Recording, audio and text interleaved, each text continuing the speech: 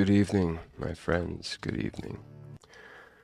Well, this will be it, right? This will be it for a while. This will be it for a while, and that'll be fine. I think we'll all be okay. Psych! Ain't nobody gonna be okay. And that's your problem, okay? I am now going to worry about number one, baby, number one. Now, if you would like to join me, that's fine. I would love that. We can work together. We can be a team. We can do all of that good stuff together. But I think the people have spoken, and what they've said is not encouraging, not good for anybody, including themselves. I'm done trying to articulate how to perhaps help alleviate that problem.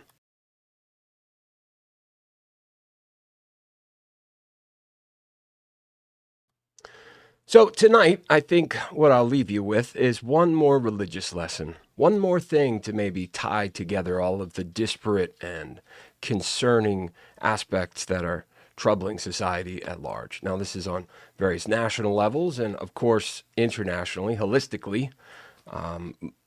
That's where things, that is the great magnifying glass that our ant, we are the ant under the magnifying glass, gets burnt. We're here, we're an ant. There's things that threaten us. But as we're going to make our way on to we're going to keep making our way towards that magnifying glass. We're going to get what we're going to get. Now, here's the way out. Think for yourself. Oh, easier said than done.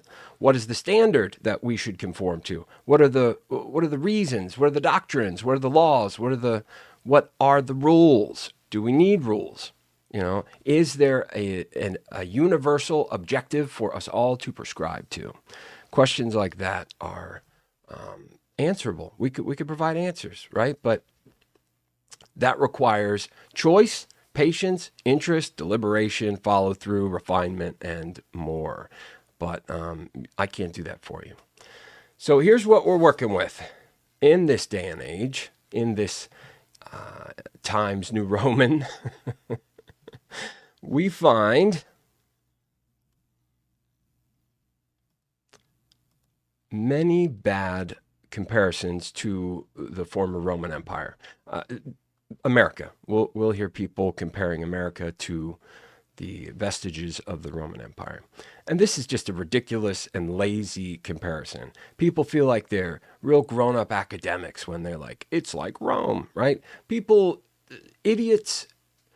Idiots that want something other than to understand have been using Rome as a point of comparison, well, since Rome was around. Did you know that all of these wars, whether they're Russian or German or Italian, the more deadly and brutal ownership of strength, we're going to do this through strength, that type of thinking. The more it fits that bill, the more you can be certain that the actors involved have fetishized the strength and organization and really the myth, because, we have no direct, we have no context to allow us a personal understanding of Rome, but we could try, and I encourage that people do. There's lots there. Rome was not just, 50 years. It was a long time. A lot to it. But religions, I think, are a more... it takes more work to get into all of the various myths that lionize personalities and functions, fertility and health and well-being, or victory over your enemies, all of this stuff. People praying to their gods, to their various gods throughout the years. This has been a constant that we can refer to and gain insight. We can think about that part of how humans have conducted themselves, and we can get a better understanding of ourselves within society, rather than making bad analogies to Rome and its eventual disintegration. Rome was a fluke, and Rome was a capitalization on other people's efforts and societies. Rome was a reconciliation of a lot of different cultures, was a graduation of a more a more humane Hellenic age. Now, I'm not saying, like by today's standards, they would all be fascists still. But okay, look, I'm getting ahead of myself. I'm putting too much out here. Listen, we've got politics, we've got religion, right? We've got those two things. And in America, right, you've got a very particular firebrand of religion. You have evangelical, proselytizing, competitive, fiery some bitches out there screaming about the right way to worship God. Screaming about your mortal soul as it is in peril, lest thee do this, that, and the other. You may find this in other parts of the world, but I do believe we're going to lean back towards the Roman analog there, because the church, the Catholic Church, you've got Rome, and eventually the conversion of Constantine, and then Julian, right? Or Julian. There was a guy after Constantine that didn't just try, reverted them back to paganism. So anyways, you've got Constantine, and you would be mistaken to think that Rome's emperor converting would mark the beginning of the Holy Roman Empire. You would be mistaken. The Holy Roman Empire was, as Voltaire said, neither Holy Roman nor an empire. It was essentially the Habsburgs deal. That was the German, Austro-Hungarian, empire. I don't know. Point is that I'm trying to make here. People in relatively modern history, post-Rome, in AD, okay? In the AD, or the CE, whatever you want to call it. Since Rome, people have been romanticizing, and where it becomes a problem is fetishizing the order and what is it? Maybe somebody can help me understand. What is it that appeals to people about Rome? Is it the strength? Is it the order? I mean, it has to fall into those categories. This is because these are the types of personalities. Mussolini, Hitler, Peter the Great.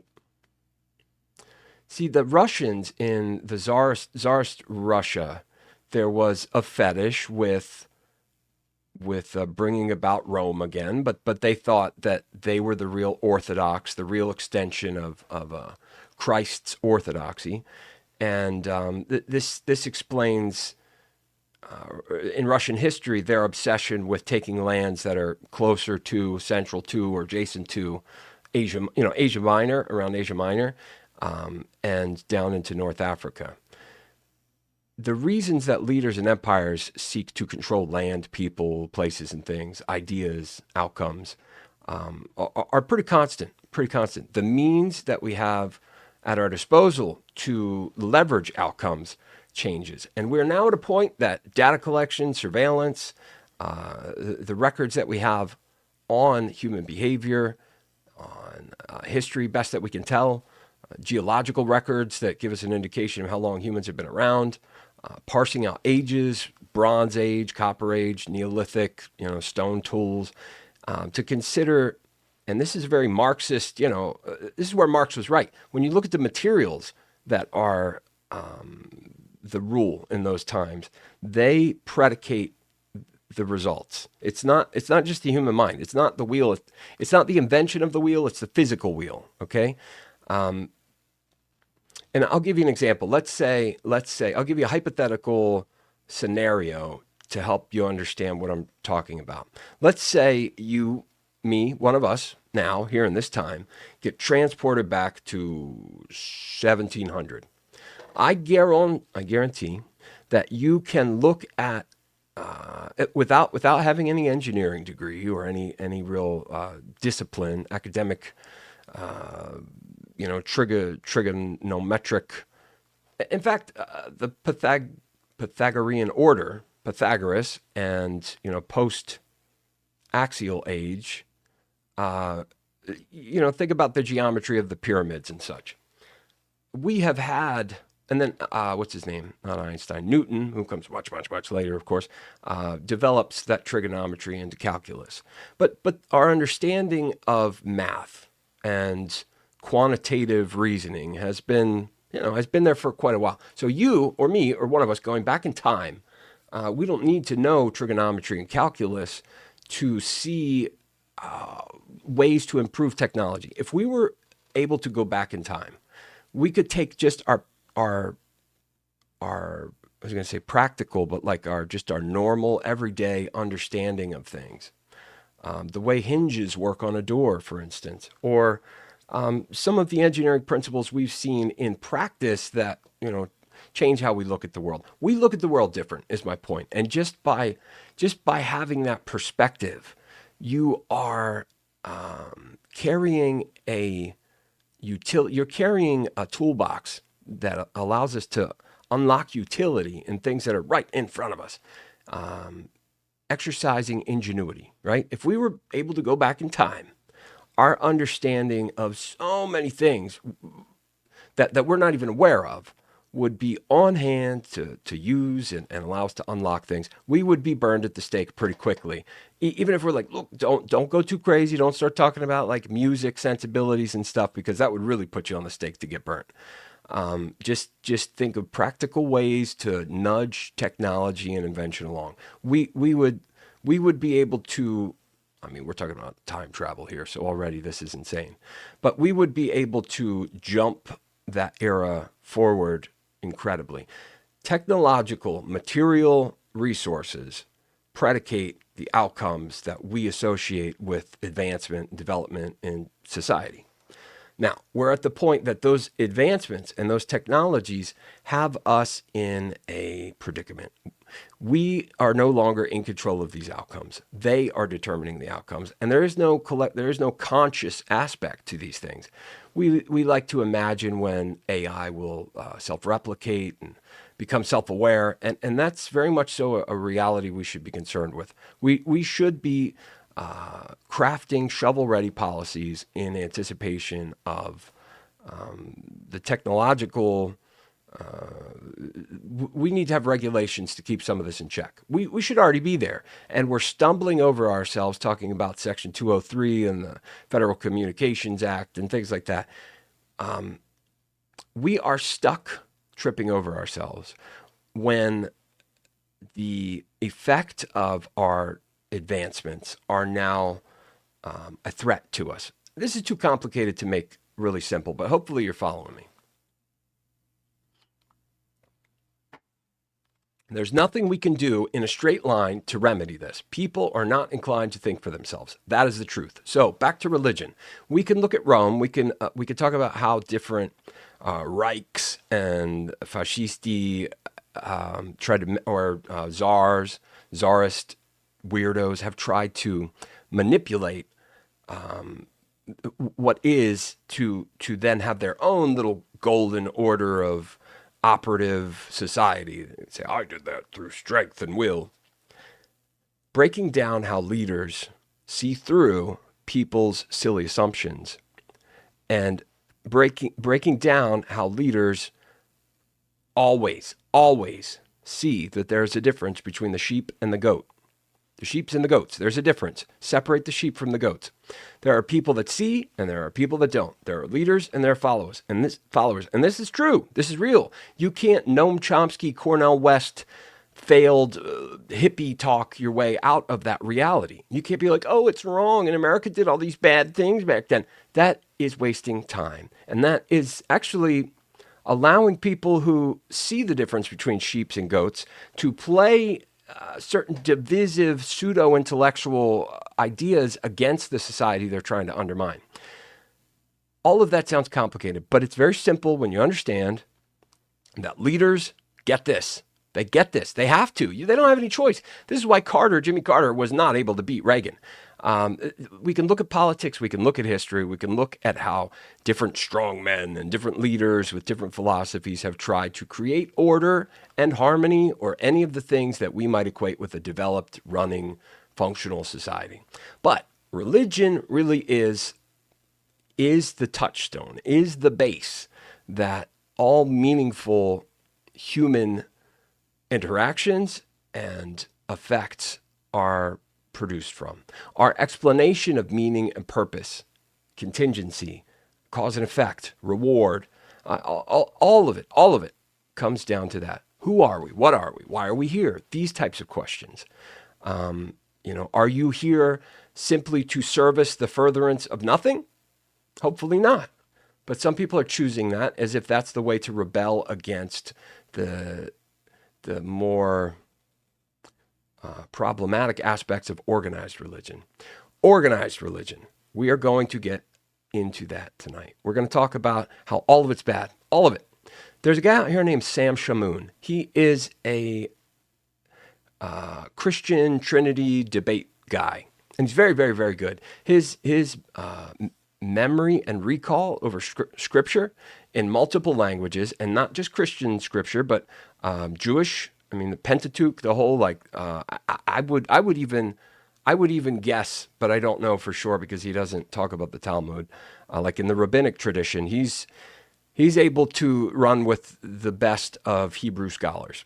But Christian, Judaic, and Muslim, because he's from, I think, Iraq and Arabic, and he's fluent in all these different languages, and he understands scripturally where these things come from, the context, and the different popular interpretations. He understands in Islam the hadiths and Ibn Qadir and all these different aspects to that religion that shape the nuance of essentially existential conversation. And he's able to meet those points and say, nope, you're dumb here or there. The problem is, and I'm bringing Sam Shamoun up here because he's very logical, he's very rational, and I also think he gets what Christ is about. Buckle up, we're going to talk about Christ too, all right? Don't be a bitch about this. I mean, he's a Christian. I didn't say that. I'm saying we're going to talk about Christ. That's it. That's it, okay? If we are going to talk about Christ, we're going to talk about what the personality is that we consider in Christ. And we're also going to play this video here between Jason Giorgiani and Neil from Gnostic Informant. This is a snippet of a conversation that they had in the past year or something. But this is, Neil has broken some of this up here recently, and this is an important case. Really, with Christ, there's the difference between Gnostic and many, many different Orthodox views on Christ, right? Christ absolves the Mosaic law. Christ does this, that, and the other. And the difference between Gnostic and Orthodox is Gnostic says, look, all of this that you Christians who have hid what you call heretical texts and have selectively disposed of things, think Council of Nicaea, rather than using the things that people have built this movement off of, instead of honoring the spirit and the letter of the law as it applied after Christ's death, you're going to go at the Council of Nicaea and things like that. You're going to go a direction that serves the interests of you in power. That's what happened. So whether you're Christian or not, and please don't mistake me for trying to convert somebody here. I'm saying there is a very important difference between the Gnostic and Orthodox. And I'm generalizing when I say Orthodox. I mean, everything not Gnostic, everything that calls people heretics or still thinks Levitical law is relevant, even though Christ in the Gospels, even though they're very plain reasons, that's not the case according to their own, faith and religion. The difference between Gnostic and Orthodox thinking is very, very great. And we need to understand that because it's not some... oh, did you know there was this small sect of people that believed this weird thing? This was arguably a mainstream take on Christ, right? Christ acts as an intermediary between the entirety, the divine light from which we come, not a material world, and this filtered, corrupted bunch of stuff in between that and us now. Christ is an intermediary, truth, okay? Not law, not legalistic fetishizations and punitive neuroses. It's really, you got the keys to the kingdom right there. And it's about choice, and it's about truth and honesty with yourself. That's it. Now, the fundamental problem that we're going to hear Giorgiani and Neil talk about is that even considering the Gnostic application of Christianity, there's a problem. There's a fault in this. And that is Christ is by nature, and his teachings and everything, are pacifist. He's not a political radical, right? Now, I would argue against that, and I would say, it is social engineering, but the message is not that. But they do a much better job of encapsulating that argument, and I'm going to let it play, and hopefully people show up, maybe share a little bit of what they're thinking. Ask me, and if you want, we can hop on Discord and talk tonight too, if you want. But you can ask me anything you want about religion. As far as Sam Shamoun goes, the problem with him is I hate to use the word fetish over and over and over again. I don't want to fetishize the word fetish, but it's I don't know a better word. I've heard people say Marx, but I was pretty sure that Adorno and Horkheimer coined the phrase commodity fetishization. But whoever did this idea of commodity fetishization, this is why and how I'm applying that word. We also see words of a blue nature be prescribed to more like functional preferences too, like closet porn, right? You might think that that's human sex in a closet, but no, it would be looking at videos and pictures of very, very organized, usually with some measure of ingenuity. It's looking at people's closets and saying, wow, that's so beautiful. It's like the lust that you see for human sex if looking at porn, except for the thing. You all know whatever porn is. I'm just saying there are different ways to use these words because eliciting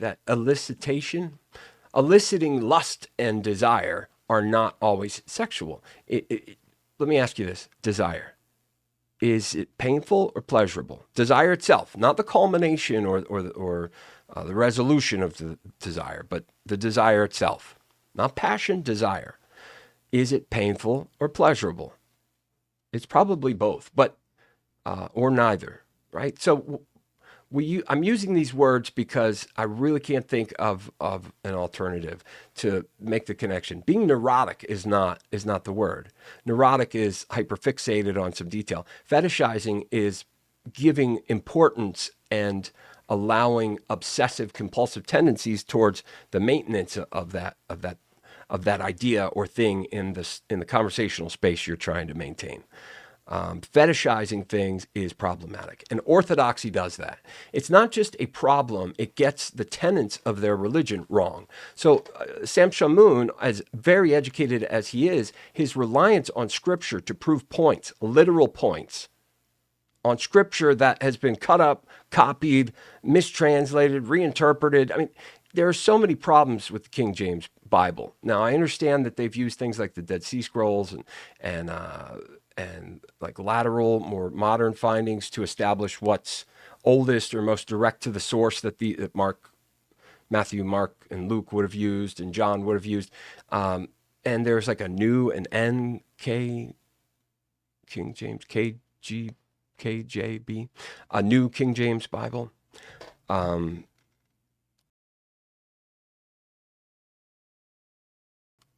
So I'm not real up on what's out there, and it probably isn't worth it to get into it. But Sam Shamoun has this stuff memorized, and he can say, open your book to this chapter, to this verse, and here. So therefore the Trinity is real, or therefore this is real. I don't need to run with the scriptures, but I can do that too if you want. I don't need to run with the scriptures to show you that you're getting it wrong. This isn't an alternative theory. I'm going straight down the line, man, like the real orthodoxy, truth, reality. The human experience, it's all in line with the thinking that people who fetishize orthodoxy miss. And I would love to spend time doing that. So if you are a religious person and you believe that your church is the right one, that the authority that the authorities in your church have is legitimate, that the way you baptize, whether sprinkling or immersion, the way that you take sacrament, Eucharist, whatever you want to call it, whatever stupid shit you're going to fetishize is the body of Christ and blah, blah, blah, whatever prayer books you're going to use, whatever explanations you're going to have, that you and your friends insulate as if it's appropriate because there's a nuance in the scripture that explains it. You can fuck straight off because it's not real. It's LARPing, my friends. It's role-playing. And although that serves purposes, see therapy, or sex, porn, see porn itself, there are good reasons to LARP. But the orthodoxy that people prescribe to, especially in the Jewish religion. I mean, that's all fetish. That's all it is. The cultural tradition, the heritage of Jewish people that come from Eastern Europe, Russia, all over the pogroms of Russia, the anti-Semitism all throughout Europe and England. This, I think, explains what being a Jew is more than the scripture itself. And I'm sure people would want to contend that with me and say, "Oh no, I'm a rabbinic blah blah blah blah blah blah blah." You're the exception, my friend. You're the exception. The real Jews out here are really just like, like not about that. It's a cultural heritage. It's not about the Torah. It's not about the law. You would say it is, but this is why Judaism is a failed religion. And it's culminating in a fetishizing of myth in Israel right now, where they're displacing, murdering, killing, maligning, and worse, spying on. They're doing all these terrible, terrible, terrible things. Mossad is one of the worst organizations on the face of the planet. I mean, Israel, modern state of Israel, and the post-Weimar Third Reich, they're very similar. Deal with it. Deal with it. Go ahead. Get triggered, Rabbi. Get triggered. It's true. If you don't want it to be true, let's change the outcomes. Let's change the outcomes. But fetishizing the promise that God made with Abraham, when Abraham himself is based off of Saturn or other characters, that there, the fact that there's no such thing as the Hebrews wandering the desert or the Exodus from Egypt, that there's no record of which Pharaoh, none of that's true. Noah's flood and the Exodus from Egypt, none of it's true. And I'm not some anti-Semite making stuff up. That is the reality. That's the reason and reality that we're working with. So modern day Jews in Israel are very different than the Jews that are like second, third generation from post-World War II, post-Holocaust era. It's a cultural affect, and cultural cohesion is important. No, Jews stay together, maybe not geographically. They try to do it in Israel, but Israel's not theirs. They act like it's theirs because it's in the Bible, and the Bible's totally made up. So if we all start saying, look at this fantasy book that we LARP around, now we're going to kill people and we're going to do all these things because God told us. Now we're beginning to understand why the modern day Israel is like the Third Reich. You think you have some providential claim to not just land, but institutions of law. It's all about this, this, that, and the other. And it's not in line with reality or the human design. So bad. It fucking sucks. Next up, Christianity. Christianity goes, Catholic into, well, you've got Paul and his epistles and Galatians and Thessalonians and Corinthians and his 13 churches in what's today modern Turkey. And these epistles try to tell them, no, you're doing that wrong. Do it this way. This is the establishment of the church. Now, the Catholic Church claims authority from Peter, I believe, and that's their lie, right? So they build an orthodoxy. Oh, we have the right. We were told we can. We're the ones. So that's the Catholic Church. The Catholic Church doesn't really mean much till you get St. Augustine. And he was a Manichaean, which was Gnostic. So more proof that Gnosticism was really the main prescriptive practice. It wasn't this post-Nicene Constantine fetish that builds these orthodoxies. It wasn't the Greek Orthodox Church, which is like, no, you in Rome and the Vatican, you've become corrupt. It's not Luther, Martin Luther, with his theses saying, this is why you're wrong. This is what. Now, Luther, I think, felt Luther was a prophet, okay? But Lutheranism creates problems too. See, Marx's father is Jewish, converts to Lutheranism because of the political pressure in the early 19th century, converts out of political pressure. And these pressures all through history we can trace, we can look at. There's just too much there to make any progress unless we start to focus on one or two things. Religion. Christianity in its various orthodox iterations, whether it's Tsarist trying to, recapture the original like Byzantine, where they think that's the real God's church, or whether it's French Catholic people in Canada thinking this, that, and the other, whether it's it's the Puritans who we tell ourselves in America that the Puritans came to appreciate religious freedom. But no, they were essentially kicked out of England because they were trying to tell everyone in England that you got to do this, that, and the other. They were really as bad as they were worse than the Women's Christian Temperance Union and people like that want to police a temperament, a moderation of things that they don't even understand yet. Sorry. These stories, they wind and twist. But once we get to America and the Puritans and this very bizarre fetishization, this competition of orthodoxies, it turns. Alexis de Tocqueville does a really good job of chronicling the who, what, when, where, and how of America's religious brand. All right. And then you've got Jonathan Edwards and the Second Great Awakening, and you've got like Mormons, and you've got people saying, oh, that's close, but it's not it. And then Joseph Smith is like, a little more social engineering. Point is, the social engineering versus the narrative telling about American empire versus Roman empire and empire, imperialism, and these arguments where the Ukraine war is bad and blah, blah, blah, blah, blah. You guys are so wrong, so wrong. I watched Katie Halper put something up, the truth about the proxy war in Ukraine. It couldn't be more wrong. It couldn't be more privileged, callous, misinformed, and unfortunate. The assertion that this was a provoked, they're like, not that Putin's a good guy, but the West really did provoke this. No, I'm still waiting to hear a good argument about that. There are none, and that's not real. So we can look at politics, and we can look at people's claim of what country or region or people or culture existed and how much more harmonious and glorious it may or may not have been. And we can make comparisons out of disillusionment and a LARP-style criticism of the United States because we think the hippies were right or whatever delusion we're suffering under. It's going to scatter us. Whereas religion pulls us front and center again. Just like the candy idea when you're trick-or-treating. Bear with me, this will make sense in a moment.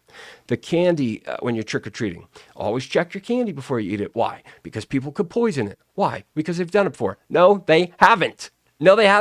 Growing up, this idea that like people put razors and apples and stuff, which is horrifying. It's horrifying. But this is the human mind. We imagine, just like these Karens out there thinking like everybody's a potential rapist or whatever, because they're all highed up on generic, bad true crime and Lifetime movies, that people suffer under some terrible delusions about what type of threat other humans pose based off of what they're projecting onto that human. They often create that. So when it comes to the candy thing and trick-or-treating, we now do kind of have to check candy because people think, well, it's something they do. And for whatever reasons, I'm not going to be able to explain a rationality there that counts for anything. But it happens now, and you do have to check your candy. But still, it's not a thing. Our fear and our paranoia about trick-or-treating candy being poisoned or tampered with is completely invented. And this is how we do, man. This is how we do. We look at things and we say, oh my God, this explanation. This is Katie Halper and her failed hippie club of, what's that economist guy that's he's like 101, not Dick Wolf, that's the TV guy, Richard Wolf with 2 F's. This guy is like Nick Jr. style. He's like Bill Nye the Science Guy or Mr. Wizard. He's got presentation skills, and I think really cares about people, and I think he could teach people, but only at that most elementary level. And there's also quite a bit of coercion in there towards an understanding of economics that isn't functional or actual. This failed new leftist, which is ironic because they were from the 60s, and really, this is not splitting hairs here because the new left, their prescriptions, political prescriptions, versus, say, a leftist in general, which you can't really make the case there is such a thing in general, versus like modern democratic socialists, these are about as different as conservative and liberal. Like they're really not in the same camp. So you can tell these guys like Ben Burgess, Katie Halper, they're wrong. And it's not like, oh, I just have a different opinion. They're wrong. And it's so privileged and callous and such a LARP. It's such a LARP. They are live action role playing based off of bad narratives. And they're like, oh my God, we better do this because the war machine always wants to sell its weapons. Those are problems, but that's not this problem. And you're projecting onto a situation that you don't understand. Cultural cohesion. Think the Jews. Think Sam Cedar and Sarah Silverman. Sorry, I think they work.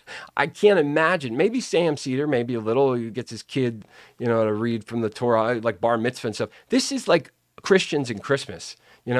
It's not. It's not. Jesus is not the reason for the season. That's not the deal. Santa is, baby. And if Christ is there, that's cool too. It's really not even about that. It's Festivus, Festival of Lights. It's really not even about that. And let's learn a little bit about religion here. I say religion is more important than the political discussions because it informs everybody, no matter who they are. If they're like, I'm an atheist and I only believe in straightforward biology, and I believe that no neurologist or any medical doctor could ever believe that consciousness could be separate from the body, which isn't true. You just haven't done your work.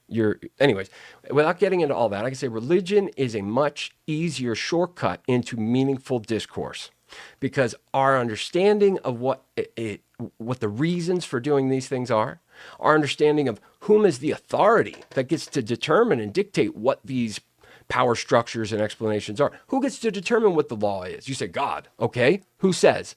The Bible. Okay, so let's look at who wrote the Bible.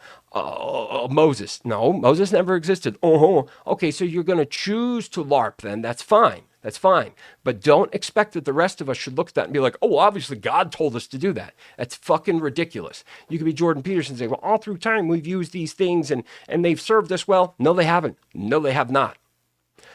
We can get into those conversations. That's where we should be going. Not these, because when it comes to politics, we're really just adopting other people's narratives and we're forming into camps around them and we don't give two fucks about changing it. And then you got dumbasses like Connor from Counterpoints, who I thought for a minute was cool, but he's not. Or Tick from Tick History, who I thought was smart for a minute, but he's really, really not. The list goes on and on and on. Stardust, who I thought was like an on the level streamer, but she's really, really not.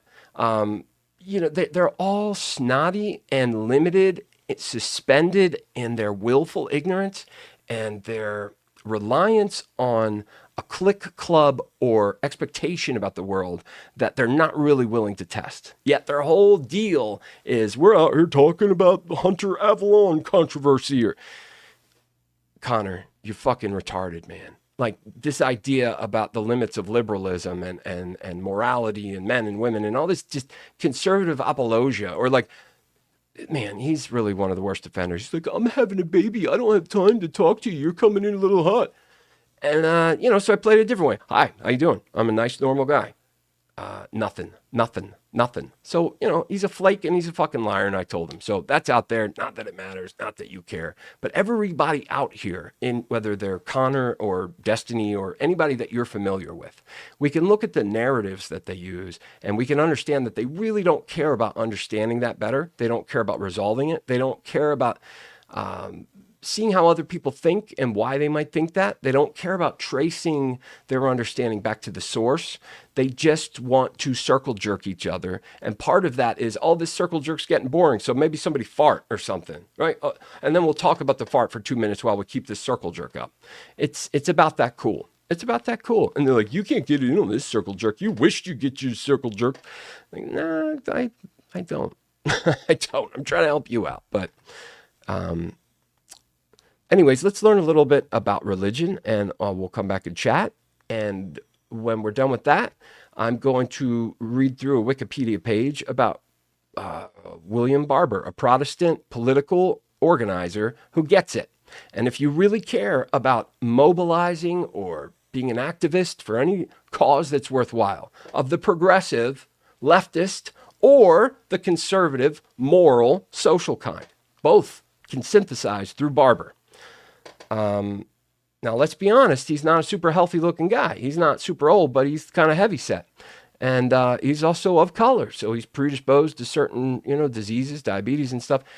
I'm not trying to be like a jerk or make this is not a joke, but I'm saying time is of the essence. Don't wait. There aren't very many people that get it. He's one of those guys that get it. He might not be here for more than a few years. He might be here for 30 more years. We don't know. My point is, whether he survives that long or not, our society and the fault lines that are very evident currently, they will not hold up. And there are people out here who really believe that Hillary Clinton's emails and Donald Trump's hard copy confidential documents that are not his are comparable. It's insane. It's insane. Intelligent, full-grown men and women that have children and jobs and the histories, and they've survived for this long. I don't know how they have cars and houses. I don't know how they have things other than just understanding that people really don't care about what they're doing and what they're saying. They're just kind of along for the ride. And if you push them outside of that comfort zone, then they will block you. I mean, I'm talking about real life, but, online too, because they do not want to visit reality. They're just interested in playing with what's familiar to them. And over time, they may make progress. And this is why old people are often cooler than young people, because their field of vision has been opened up and they can see more and better. So if you would like to do that, then watch this video on your own time or somewhere else, but, watch it here too.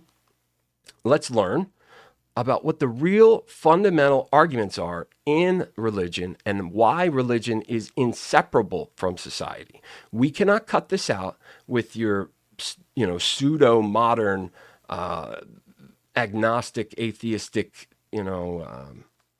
pragmatic approach when you don't even understand what, pragmatic reality and mechanisms are made out of. Here we go. Hopefully we're going to learn together. Serpent coiled around the tree as evil, whereas in this polemicized, what do you satanic, I guess, because it's opposing it. This is the symbol of wisdom and knowledge, and for some reason one's bad, one's evil, and it's like they're at odds here. So yeah, yes, and so very long story short, and if you want to see my more in-depth analysis of this in Prometheism, I get into this in greater detail. And also, believe it or not, in my book, Closer Encounters, I wrote a book on the UFO phenomenon called Closer Encounters. And it's a bit of a tome. It's a comprehensive analysis of the entire close encounter phenomenon. And in chapter 6, in the penultimate chapter of that book, I get into Christianity in depth and detail and the genesis of the Christ mythos, okay? And how it is a form of social engineering by means of cognitive dissonance. So in the Christ mythos, you have on the one hand, Jesus in the Gospels very clearly saying that Jehovah is his father, that he's there to represent Yahweh. Yahweh is his father. And in fact, not a dot of an I or a cross of a T from the Tanakh, the Old Testament, will pass out of existence or out of relevance until the end of the world.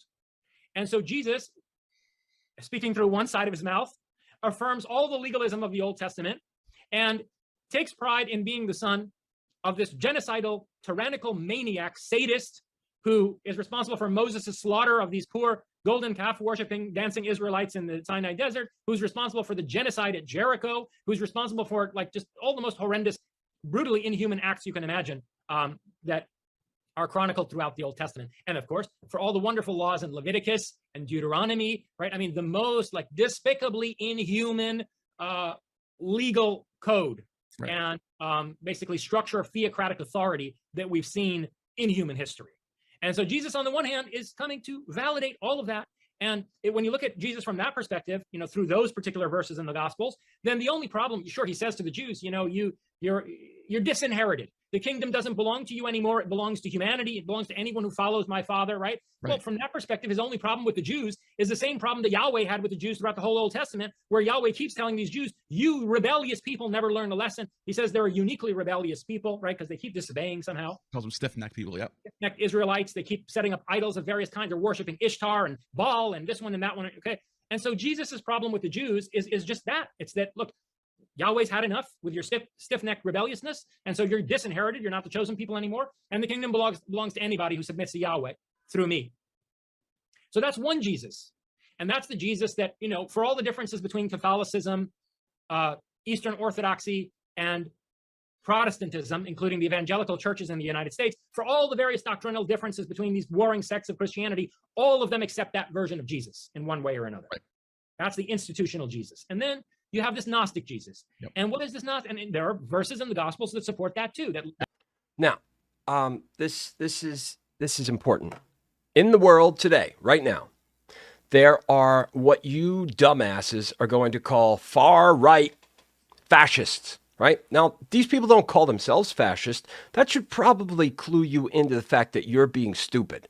You are being divisive and basic. You're being simple-minded out of laziness and the same aggravation that you're accusing other people of being fascist for. Now, being patriarchal, being traditional, being dogmatic about prescriptions of social, order or harmony, whatever. I'm not granting that they're right about their prescriptions, but I'm saying that you have not the right to insist upon an ideal measure for this existence and politics and whatever without explaining what the ideal is. You can't do it. You can't do it. And you might find someone that does, like, say, Sam Cedar, but then you're all going to point to him and say, yeah, what he's saying. But then when he says something like, hey, it's not all about, like, pride parades. That's not the act. Now, he would never say this because he panders to you motherfuckers. But this idea that's like the pride parade is really sticking up for gay and lesbian rights. No, it's not. No, it's not.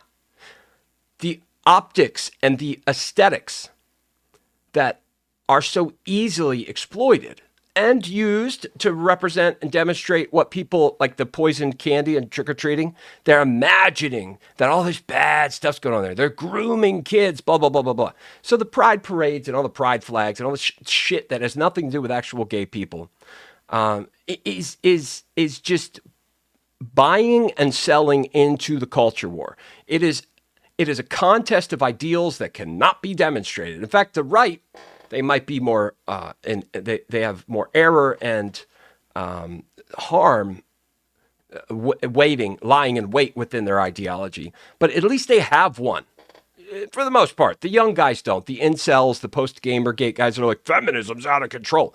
This that you would call fascist, you dumb fuck. It's not fascist.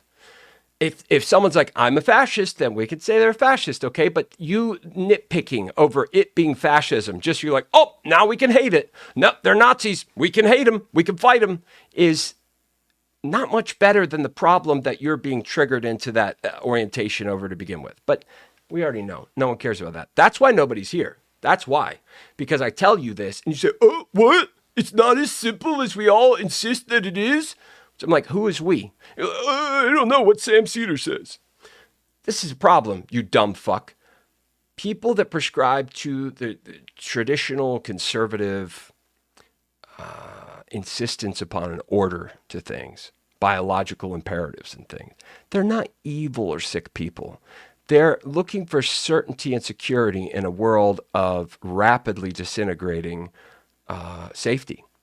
Now, that doesn't excuse it, but it helps explain it. And in the case of Ukraine, which is a major point of flex for these terribly corrupt narratives where the U.S. provoked this war, didn't the U.S. like do a coup and all this stuff that, no, if you look into it for 1 second, we see, no. The far right, whom are not fascists, are just wanting to have kind of like, I got a wife and we got kids and we're going to, like, this is the way it is. You can be gay, but I don't want to hear about it. And that's on a social level, right? This is not a legal or political level. Legal and political mechanics are always contrary to what people want. So it must be a synthesis of what's actually helpful, and you could get a meaningful consensus around. You cannot implement laws and subject people to them. So there are dogmatic theories within their fundamentalism that would produce fascist effects. Yes, but that's so far downstream of where we're at right now. My point is that people's preference, attraction, I don't know, when people are trying to build community values and things, just let them. Just let them.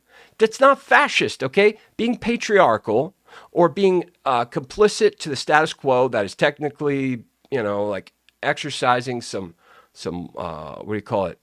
White supremacist overtones, right? Now, this is not a direct hatred of black people. When people talk about this white supremacist society, this is an academic conversation. But people hear that, or they remember little bits of it from school, and they're like, my professor said it. Now Sam Cedar says it. You're not getting it. You don't understand. You're not getting it. The people who are on the far right are not as bad of a problem as you think. The problem is the contest. All right, that's just the deal. When it comes to religion, though, they're really just trying to be religious and good people. So I would hope that people on the other side of that equation could start understanding that we do share more in common than dissimilarity. The narratives about who's on what side and what's at stake is all made up, but it's about to get a lot more real. And we don't give two flying fucks about what the actual political prescriptions of a situation is. We just care about what side we identify with. That's it. So religion and things, you know, they're not bad in this case, but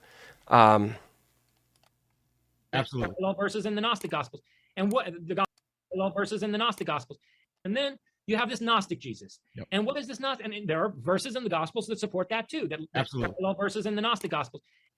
I guess I just meant to point out that religious fundamentalism, although it is problematic when you play it out to its logical conclusion, is not the only problem out here. There's a lot more things that we should be playing to their logical conclusion and trying to find context for. But we're not doing that. So, you know, sorry. I don't even know why I interrupted. The people, especially in Ukraine, okay, saying the Ukraine is validating a narrative that is wrong. Saying that NATO, blah, blah, blah, Libya, what about this? What about this? What about that? Or, you know, saying capitalism and how we under Gorbachev, America, that's a different day's conversation. And I'm done with that. You fucking pig swine motherfuckers. Nobody gives two flying fucks. So I might make a video or two about this, that, and the other, and we'll give you the tricks and serve it up right to trick you motherfuckers into, you know, helping me build a meaningful community that we all own in with truth and function as our guiding principles. We need to have some kind of standards or ideals, or at the very least be willing to play things out to their logical conclusion and compare understanding of what that logic and explanation of conclusion is and are. We need to be more eager to participate in those types of things, rather than calling all these people fascists and Nazis when they're not, and you don't understand what's at stake. And when you look at Jewish people who, not the legalistic Nazi-like Israelis, I'm talking about real Jewish people like Sarah Silverman and Sam Cedar, right? This is a culture that they're not willing to let go of because otherwise it's going to be erased. And the unity and solidarity that they find through culture and shared values means something. You can't look at that type of construct and say, "Oh, that's fascist. That's fundamentalist." Why not? It's the same rules that you're using about somebody else. It's just something you're not familiar or comfortable with. And you see the poisoned trick-or-treating candy that you will soon create. We create what we fear. You know, this is the deal. It's just so fucked up how wrong people get it. They get it wrong. So I'm going to put this on 1.5 speed. Basically, the message here is all hail Satan. Lucifer is just as good as Christ. It gets us to the truth, and that's what we're looking for. Peace, love, this is the law. But sometimes you need to flip them tables over in the temple. You need to bring a little Christian anger or whatever, you know. Let's talk about what reality is, please. You can run. I'll shut up and listen. The point is, the hope is, the goal is to get it down a little bit better to shield us from the corrosive and constant influence of bad narratives. We are all too eager to pick them up when they tie into oh my, there's so many rapists and peeping toms everywhere. Lifetime movies made me understand this. There's a black man. Let me lock the car doors. There's rapists out here. He might carjack me. That fear, it alienates people and it creates what you fear. So maybe let's try something different. Maybe I'm going to speed through this so then we can get to the real religious education. Then we're going to talk about Barber, and I'm out of here. And what the Gospels that were rejected at Nicaea, right? And what does this Jesus tell you? Well, this Jesus tells you, I mean, that, you know, the law, you don't need to follow the law as long as, you know, you Circumcised in the heart. Yeah, it's about the spirit and not the law. And the world is a fallen material creation anyway. And Jesus is here to free you from the world because just like him, you're not of the world. and the world was created by these inferior archons and not by the true God, and he's the way to find the true God, and so on and so forth. Yeah. But here's the thing. The Gnostic version of Christianity is pacifist. Yeah. The Gnostic Jesus is a radical pacifist who rejects political rebellion. To the extent that you embrace the legalistic Jesus that affirms Yahweh in the Old Testament, maybe you could see that Jesus as a kind of political rebel. Right. But if you go in the Gnostic direction, then you're really emphasizing the pacifistic passages in the Gospels. And so Gnosticism, Christian Gnosticism, is a doctrine of pacifism. Why? Because this is a fallen world governed by archons. And to the extent that you participate in political power, you are being corrupted by archons. Power is inherently corrupting from a Gnostic perspective. And if you ask me, and I've laid this argument out at length in my various writings, like I just said, this is cognitive dissonance. This is a doctrine directed to demoralize and degenerate society. Because first of all, you're left in an intellectual contradiction. You're left in an intellectual contradiction. Do I follow the Old Testament? Don't I follow the Old Testament? This Jesus keeps contradicting himself, which then it screws with your head. It's cognitive dissonance. You're made to believe, you're made to take on faith two things that are contradictory, to believe them at the same time. Yeah. And what does that do? It puts you in a mental state where you're suffering extreme tension. And in order to resolve that tension, you will latch on to anything as a life raft. It's a psychological tactic. It becomes a buffet of ideas that you can just pick and choose from. You know what? Real quick, I just want to jump in real quick, because one of the oldest monasteries that was abandoned when Islam took over the Byzantine Eastern Empire, right next to where they thought Mount Sinai was, which is, I don't know if it really is or not, but anyways, there's a monastery Islam. there, and there's one of the oldest depictions of Jesus in the world. Let's go. This place, Bring it on, you so educated Muslim scholars. They're imposing two different faces on Jesus' face. Real quick word on that. Now, first off, Muhammad, useful idiot, the merchants, the Arab merchants in the area needed a network, a social engineering. Like I said in the beginning, leaders understand very quickly and often you're not going to alleviate this problem. There are a difference between the sheep and the goats. You are the sheep, I am the goat. That's the way that works. Now, you could do things that would demonstrate a different effect. I could say, wow, I can't call you a sheep. You're one of the goats. Pick a different metaphor or comparison or whatever, contrast.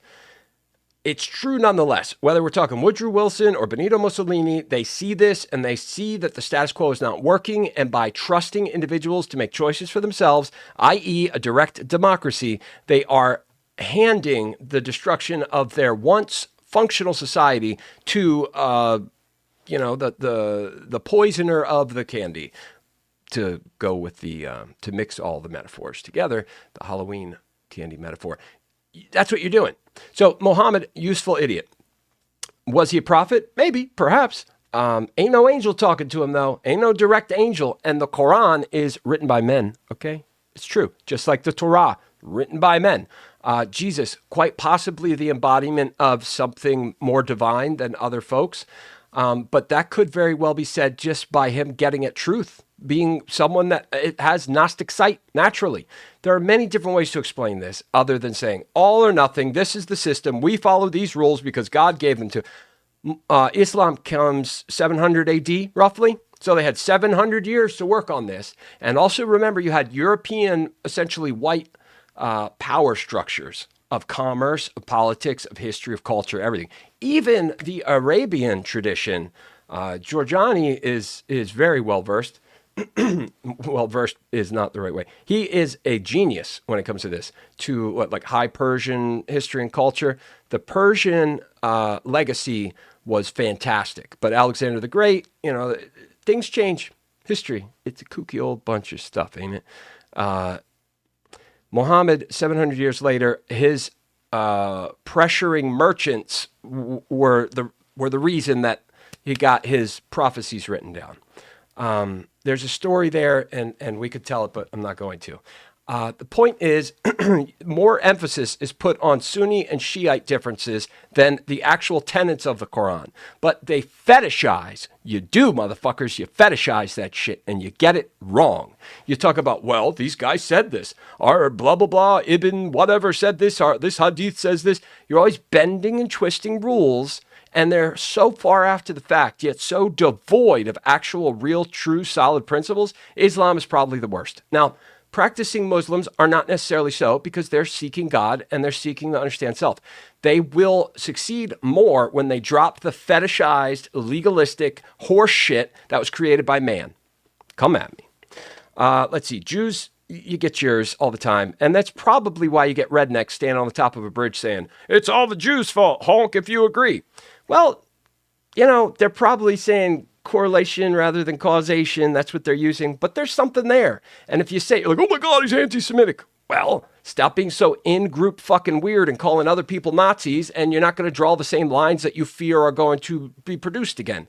We create this by ignoring reality and deferring to the false binaries, such as in religion, like in Judaism and in Islam, where they're like, this is God's law, and you follow it, or you're punished. Death is the wages of sin. Or it's the same thing with these Marxist, Leninist, Canadian bread tuber shitheads out here. They're like, oh, that's fascist. That's capitalist. All of these reasons to dismiss other people without you even understanding the functionality, mechanics, and effects of things like economics, capitalism, and sociology, politics. You don't get it. You don't get it. Let's talk about that rather than say, sounds pretty fascist to me, bud. People are so self-assured without being able to back up anything. And they will very quickly say, claim. You don't use claims or sources. Yes, I do. I mention them and, push back a little and we can help substantiate this. But that's not the same thing as saying, let me brainwash you little by little like they do in Islam. And you're like, oh, it doesn't make sense? Oh, you talk to our people, whether it's Sunni, it's probably Sunni. Sunni, talk to our very put together Sunni chapter of things. Was it Wahhab or whatever? That's their version of divine sight and prophecy, I do believe.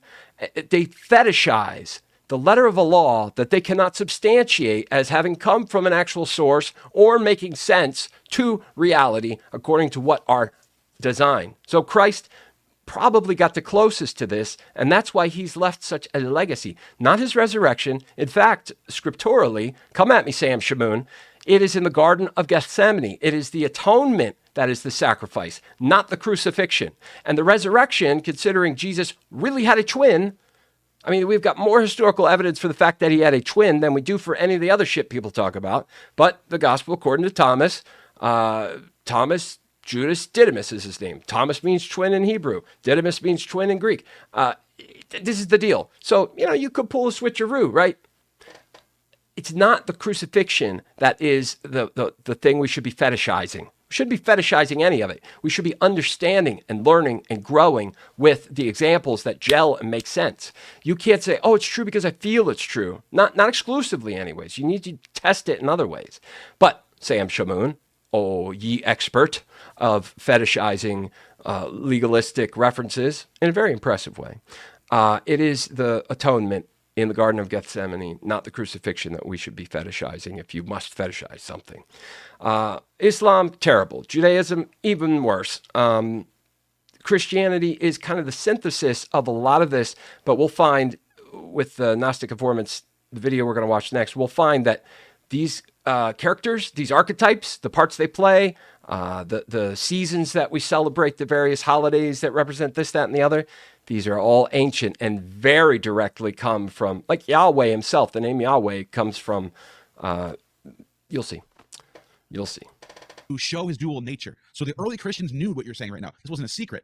This whole idea of putting a Bible in one spot, making a canon, wasn't even a thing. Marcion had his own gospel. He picked and chose what Jesus he wanted to have in his own Bible. The Gnostics had their own Jesus. The other guys had their own Jesus. It wasn't until later that they put it all in one spot, and that's how you get this weird schizophrenic message. Yeah. But to add, but here's my point, Neil, is that regardless of which Jesus you go for, right, neither the institutional legalistic Jesus, who is the son of Yahweh, nor the antinomian Gnostic savior is a figure who inspires active rebellion against unjust divinities, let's say, not to call them gods, right? The beings that become God and the angels for the Christians and used to be Zeus and the Olympians for the Greeks, right? Neither image of Jesus inspires active, meaning political rebellion against the unjust rule of heaven. So Gnosticism is inherently disempowering. Christian Gnosticism is debilitating because of its pacifism, right? Because of the association of power inherently with the archons. Whereas in the myth of Prometheus, you see a prototype for all of the most positive elements of Gnosticism, but you see them in a context which totally rejects pacifism and calls for a militant resistance against the unjust tyranny of heaven over the earth, sure, and a demand for the self-determination of Prometheus. mankind. So in that sense, Prometheism, a kind of theism based on Prometheus, the spirituality that's implicit Lucifer. in the myth of Prometheus, Really, is proto-Gnostic, but it's satanic. And this brings me to the other aspect of your question about, where is Prometheus today, what happened with Prometheus later, and So we see a reappropriation of the myth of Prometheus at the dawn of the modern age, where you have romantic poets. I mentioned Goethe earlier, also Lord Byron, who writes a poem about Prometheus, and then most famously, Byron's best friend, Percy Shelley, who writes Prometheus Unbound, which is a 4-act play about, you know, the whole mythos of Prometheus, including the parts of the story that were lost in the version of Aeschylus, about Prometheus ultimately being freed from his chains and so on and so forth. And one really interesting thing about the Prometheus Unbound play written by Percy Shelley around 1820 is that he uses all Latin names for the characters. Like he uses Jupiter instead of Zeus, or Mercury instead of Hermes, but not for Prometheus.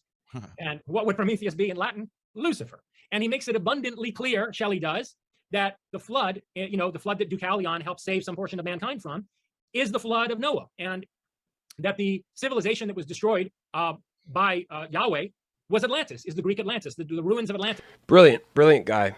Giorgiani is one of the best.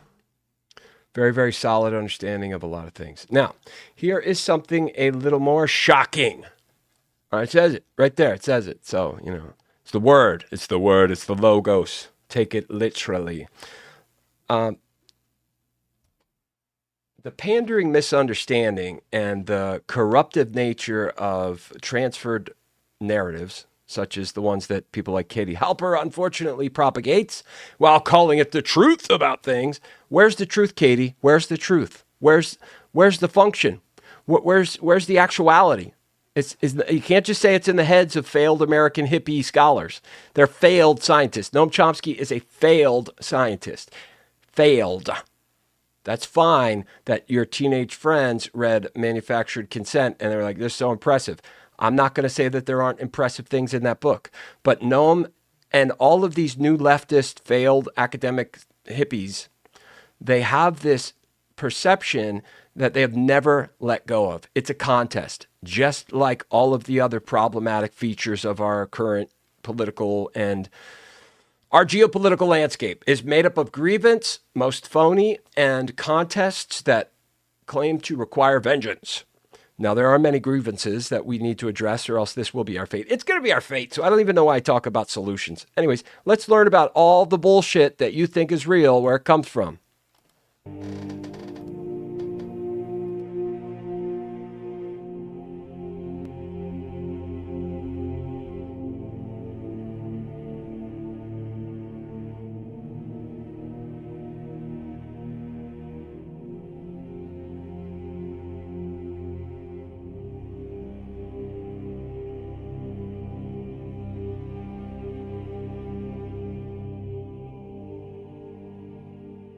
Sumerian stories have had significant influence on various aspects of ancient Near Eastern literature, including the Hebrew Bible, also called the Torah, and the Tanakh.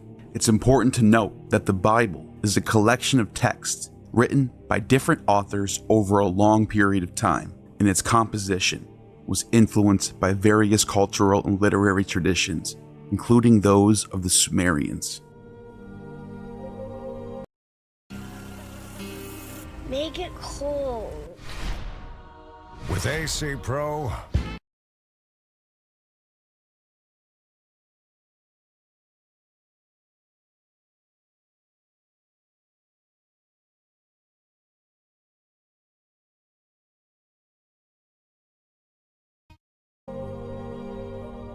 Sumerians were an ancient civilization that flourished in Mesopotamia, modern-day Iraq, around 4000 to 2000 BCE. They left behind a rich literary tradition, including mythological and epic text. Some of the Sumerian stories and motifs that influence the Bible. The Sumerian creation myth, known as the Enuma Elish, bears similarities to the creation account found in the book of Genesis. Both narratives involve the establishment of order from chaos and the separation of the heavens and the earth. Genesis 1:2 states that the earth was formless and empty, darkness was over the surface of the earth, and the Spirit of God was hovering over the waters. Notice how the waters are plural. In the Enuma Elish, it is two waters known as Apsu and Tiamat. The Hebrew for deep is Tehom. The word for Tiamat is cognate for deep. So not only is there a connection between the way the story is written off the rip, but we also have cognate in the language, the two waters being Apsu and Tiamat, the primeval waters, just as the surface of the deep hovering over the waters. The Sumerian Epic of Gilgamesh contains a flood narrative that predates the biblical account of Noah's flood by thousands of years. The similarities between the two stories, such as the construction of an ark, the preservation of animals, and sending out a dove to find land, suggest that the biblical flood story may have drawn inspiration from the Sumerian tradition. Sumerians developed one of the earliest known legal codes, known as the Code of Ur-Nammu. This influenced subsequent legal codes of the ancient Near East, including the biblical laws found in the books of Exodus, Leviticus, and Deuteronomy. Similarities in themes and regulations, such as the concept of an eye for an eye and a tooth for a tooth, the exact same phrase is found in Sumerian law codes. Now, this is a very specific thing to say, an eye for an eye and a tooth for a tooth, which shows up in the Code of Hammurabi, shows up in Leviticus when Yahweh tells Moses an eye for an eye and a tooth for a tooth. These regulations regarding property and slavery suggest a shared legal heritage.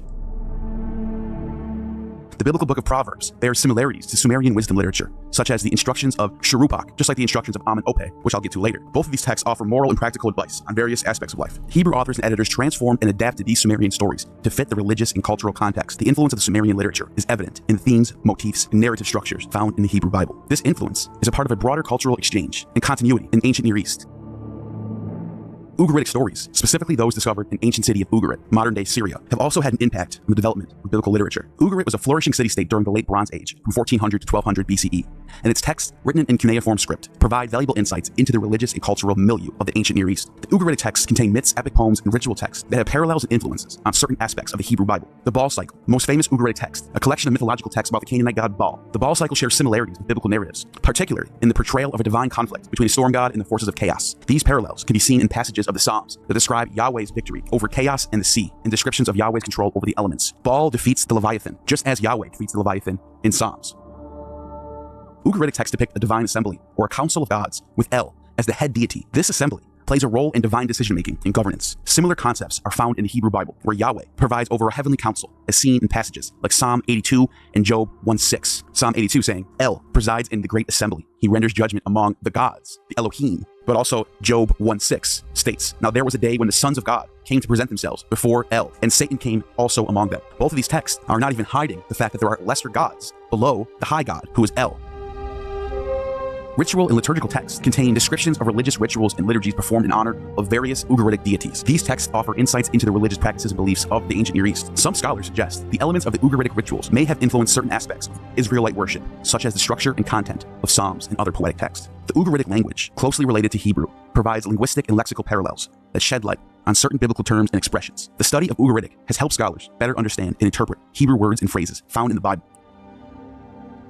Egyptian stories and cultural influence are evident in various aspects of the Hebrew Bible. Egypt, a powerful and influential civilization in the Near East, had significant impact on the development of Israelite culture and religious beliefs. The story of the Exodus, which describes the liberation of the Israelites from slavery in Egypt, is one of the central narratives in the Bible. The biblical account shares the same thematic elements and motifs that the Egyptian literature, such as the idea of the divine deliverer and confrontation between a powerful ruler and figure chosen by God. While the Exodus story primarily reflects Israelite perspectives, it is likely that the historical experience of the Hyksos leaving Egypt may have influenced this narrative. Some Judeo-Christian scholars try to link these as the same event. However, this is not likely considering the dates are separated by several centuries. Within the Hyksos period, we don't see a Moses or a Joshua or Aaron. And the Exodus story is likely a legend because even the Pharaoh is not named. If this was a real story, the Pharaoh should just be named, and scholars would be able to point to these events because we have so much data on every single Pharaoh. We'd be able to know which of these pharaohs lines up with this story. The assumption that this was Pharaoh Ramses is not likely, due to the fact that Ramses conquers Canaan, and in the text of the biblical story, he fails to catch up to the Israelites, which is the opposite of what happens with Ramses. In fact, after Ramses, the land of Canaan was under Egyptian occupation for another 200 years, which would not make any sense if Moses and the Israelites were setting up the covenant during this time under Egyptian occupation. The biblical book of Proverbs contains wisdom sayings and teachings that are similar to those found in ancient Egyptian wisdom literature, such as the instructions of Amen-Ope. In fact, some of the manuscripts from the Septuagint actually still have Amen-Ope in the text. Both traditions emphasize ethical conduct, practical advice for daily life, and the pursuit of wisdom. Egyptian religious symbolism and imagery can be found in certain biblical texts. For example, in the book of Ezekiel, the prophets use symbols reminiscent of Egyptian religious motifs to convey his message. The portrayal of Pharaoh as a powerful ruler and the imagery associated with the Egyptian gods and goddesses also demonstrate the cultural influence of Egypt. Here on the stone of Hezekiah, you can see an Egyptian ankh present. The use of hymnic and liturgical elements in the Hebrew Bible shows similarities to Egyptian religious practices. The Psalms contain hymns of praise and worship that share structural and thematic resemblances to ancient Egyptian hymns and prayers. Some of the legal concepts in the Hebrew Bible bear similarities to Egyptian legal traditions, just as the Sumerian and Babylonian texts do. The Canaanites arguably have the most influence on the Hebrew Bible. The Canaanite pantheon of gods was a diverse and complex system of deities worshipped by the ancient Canaanites, land that would be present-day Israel right now, who inhabited the region corresponding to present-day Israel, Palestine, Lebanon, and parts of Jordan and Syria. Here are some key gods and goddesses from the Canaanite pantheon. Number 1, El. The same name is the god of the Hebrew Bible. El is the chief deity in the Canaanite pantheon and was associated with authority, kingship, and wisdom. He's often depicted as an aged and bearded figure. El presided over a divine council and held a central position in the Canaanite religious beliefs. His son was Baal. Baal was one of the most prominent gods in Canaanite pantheon. He was associated with the storms, fertility, and agricultural abundance. Baal was depicted as a powerful warrior, wielding a lightning bolt, symbolizing his control over the forces of nature. El had a wife named Asherah, the consort of El, considered the mother goddess in Canaanite religion, the queen of heaven. She represented fertility, motherhood, and nurturing. Asherah was often depicted as the divine mother figure, sometimes portrayed alongside a sacred tree or a pole representing her presence. Anat was a fierce and warlike goddess, associated with battle, violence, protection, and wisdom. Like Athena, Anat was depicted as a warrior goddess, often shown with a bow, a spear, or a shield. Astarte, also known as Ashtaroth, was the goddess associated with love, beauty, and sexuality. She was considered the patron of fertility, both in terms of human production and agricultural abundance. Astarte was depicted as a sensual goddess, adorned with jewelry and symbols of fertility. Dagon, associated with agriculture, grain, fertility. He was often depicted as a fish-like deity, symbolizing abundance with fertility linked to water and agricultural prosperity. Last, but certainly not least, Yahweh, often referred to as Yahu, the deity associated with a specific region or tribe, rather than being a central figure in the broader Canaanite pantheon. The understanding of Yahweh's role in the Canaanite religion is complex and subject to ongoing scholarly debate. He was a tribal deity. He's also one of the sons of El. There are some who suggest that Yahweh and Baal are interchangeable depending on the location, both being the son of El and both being extremely important as princes of the pantheon. This may play into the later tradition of the Hebrew Bible, where the priest of Yahweh are battling with the priest of Baal, such as the story of Elijah and Jezebel. Another perspective suggests that Yahweh emerged through a process of syncretism, wherein the worship of Yahweh merged with elements of Canaanite religious beliefs and practices. This view posits that Yahweh began as a local deity, later absorbed attributes and roles from other Canaanite gods such as El and Baal. Canaanite stories have significant impact on the Hebrew Bible, given the close historical and cultural connections between the Israelites and Canaanites. The Canaanites were the indigenous inhabitants of the land of Canaan, which encompasses modern-day Israel. Canaanite mythology and religious beliefs, cultic practices such as the sacrifices, offerings, and temple worship. Biblical texts frequently mention Israelite interactions with Canaanite religious practices, often presenting them negatively, that Israelites should avoid them. The Canaanite practices and the Israelites' response to them are discussed in the context of idolatry and the centralization of worship in Jerusalem. The absorption of the Canaanite El into the Yahweh religion is a complex process that took place over an extended period of time. El, the chief deity in the pantheon, associated with the authority, kingship, and divine council, becomes one and the same with his own son, Yahweh. And throughout the Hebrew Bible, Yahweh and El, or El Elyon, which means God Most High, are interchangeable and mean the same thing at some points. The biblical texts even refer to Yahweh as El Elyon, emphasizing his identification with the supreme deity. This suggests that the early Israelites may have seen Yahweh as a manifestation or an aspect of El. As the Israelites settled in Canaan, they likely interacted and assimilated elements of Canaanite culture and religious practices. The worship of El may have influenced the evolving understanding of Yahweh, with El's attributes and characteristics merging with those ascribed to Yahweh. The process of syncretism, wherein deities from different religious traditions are combined or identified with each other, likely played a role. Over time, the Israelites established their religious identity. There may have been a merging of El and Yahweh, resulting in the understanding of Yahweh as the primary deity, supreme authority. El's association with the divine council, consisting of subordinate deities, can be seen in both Canaanite and early Israelite traditions. As the Israelite religion developed, the concept of divine council was retained, but with Yahweh as the head of the council. The Phoenician stories and cultural influences left their mark on certain aspects of the Hebrew Bible. The Phoenicians, which are the purple people called by the Greeks, are an ancient seafaring people who inhabited the coastal region of modern-day Lebanon, had significant interactions with the Israelites, leading to the cultural exchanges and influences, with direct evidence of Phoenician stories in the Bible. The Neoplatonist writer Porphyry, stating that a priest named Sanchoniathon of Beirut wrote the truest history because he obtained the records from Hieronymus, priest of Yahweh, that Sanchoniathon dedicated his history to Abibel, king of Beirut, and it was approved by the king and other investigators, the date of this writing being around 1200 BCE. In this text, El, who is also called Kronos, sacrifices his only begotten son, Yehud. Here, it really matters. All you stupid motherfuckers out there thinking Abraham was a good guy, fuck you, you dumb fucks. The idea of circumcising people has always been retarded, always. I blame the Jews, and I blame you, and I blame Trump, and I blame the Nazis, and I blame the Russians, and I blame all of you, especially you motherfuckers that insist that you have truth and that this performative necessity is instruction from God. I mean, talk about full circle back to what monotheism was supposed to be getting away from. If you're really trying to get away from child sacrifice and brutality in the name of gods that don't exist, Welcome back. Now, another thing we should talk about here. Abraham is not cool, man. Abraham is a fucking asshole. Probably didn't exist either. But whether you're Jewish, Christian, or Muslim, fuck you. You should be angry at me because that's going to be your cognitive dissonance. Use that anger to push through. Come at me. You can't beat me, okay? I'm stronger, I'm smarter, I'm richer, I'm better than you. So, you're not going to be able to get to me.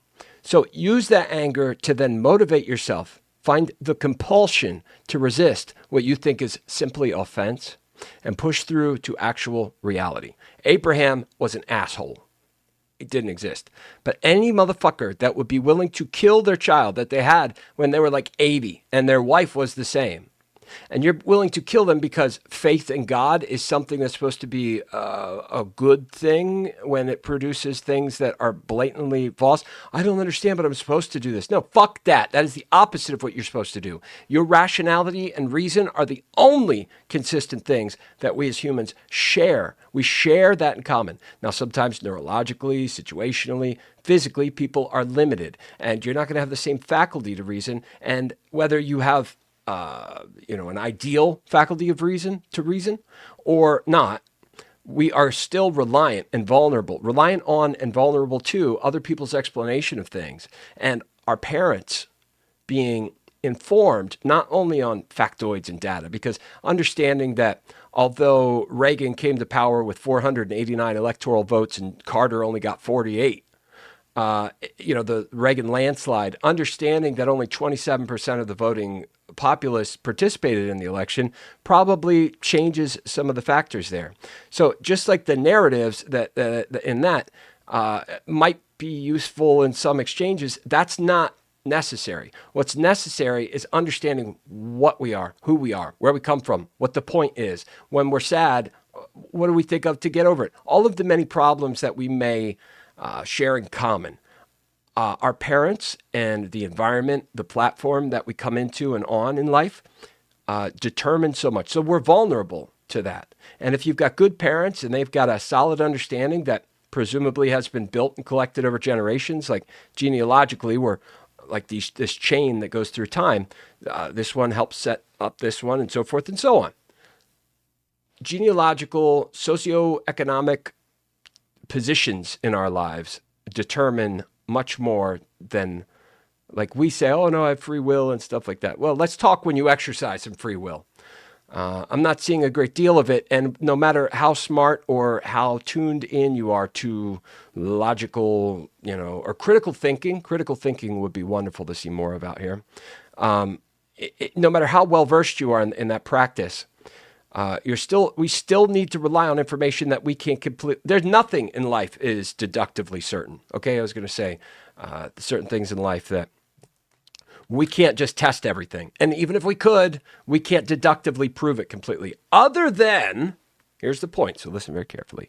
Other than our agency, our choice that we have to make about whatever, we're going to say, hey, Mom, what should I do here? Hey, friend that's supposed to be smarter. Hey, commanding officer. Hey, religious leader. What am I supposed to do? We're not going to say, why do you say that? Where are you getting that from? Does it work? Let me come back and tell you it didn't work. No.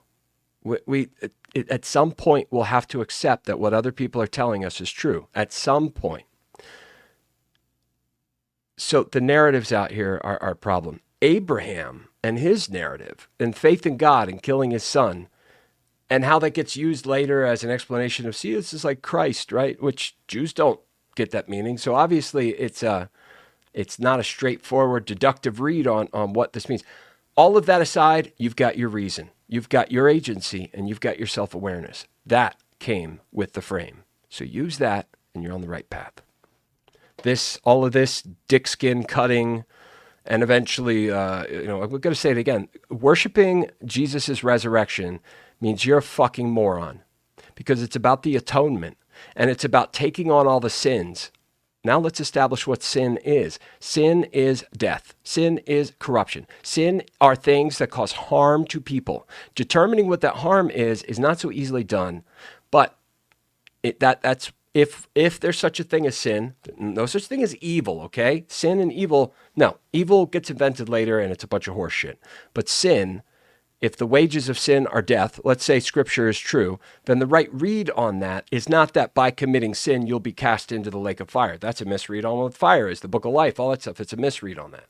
A blatant and obvious misread, not some, oh, I've got this take. No, you're wrong. I'm right. But we're not talking about that right now.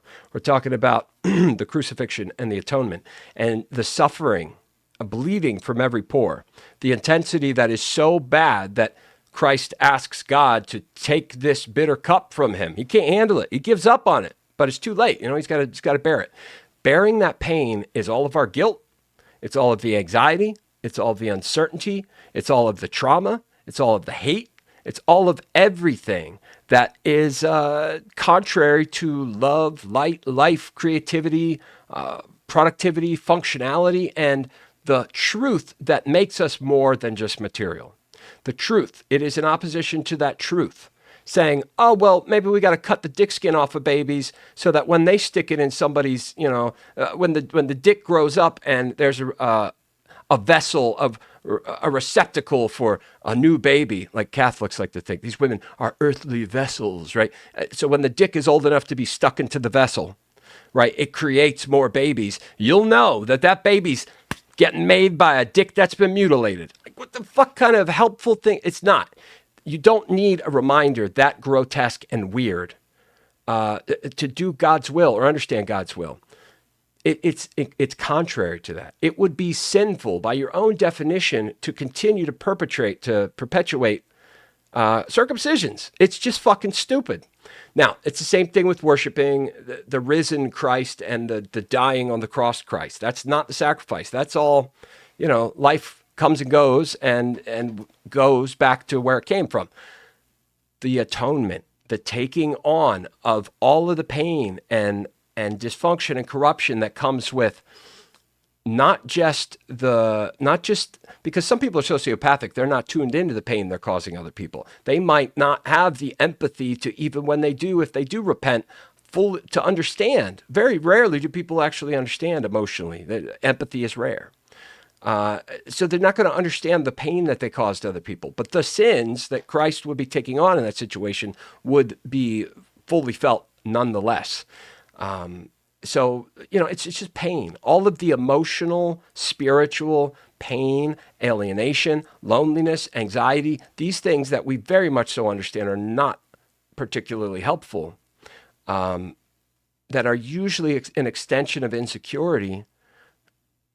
That is what Christ would have taken on. The death was just, some people think it didn't even happen. It's not part of the story. You'd be like, oh my God, that's not, yeah, really, look it up. Like, this is not some, what would you call it? Like unconventional, esoteric. It's not some esoteric read on things.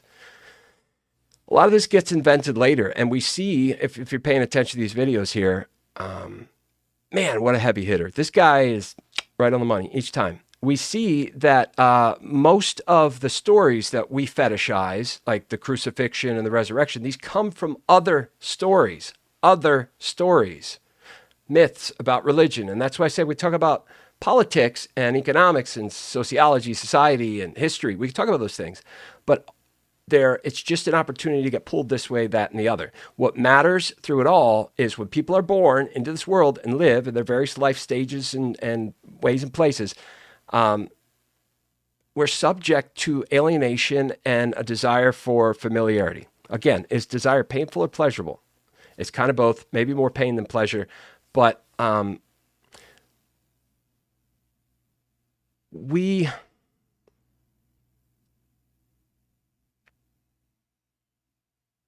really don't have to look very far to find out that these stories, these myths, they pop up all over the place, and we condense them and synthesize them, and social engineering, that is what stays the same. The questions, who am I? What am I here for? What's it all about?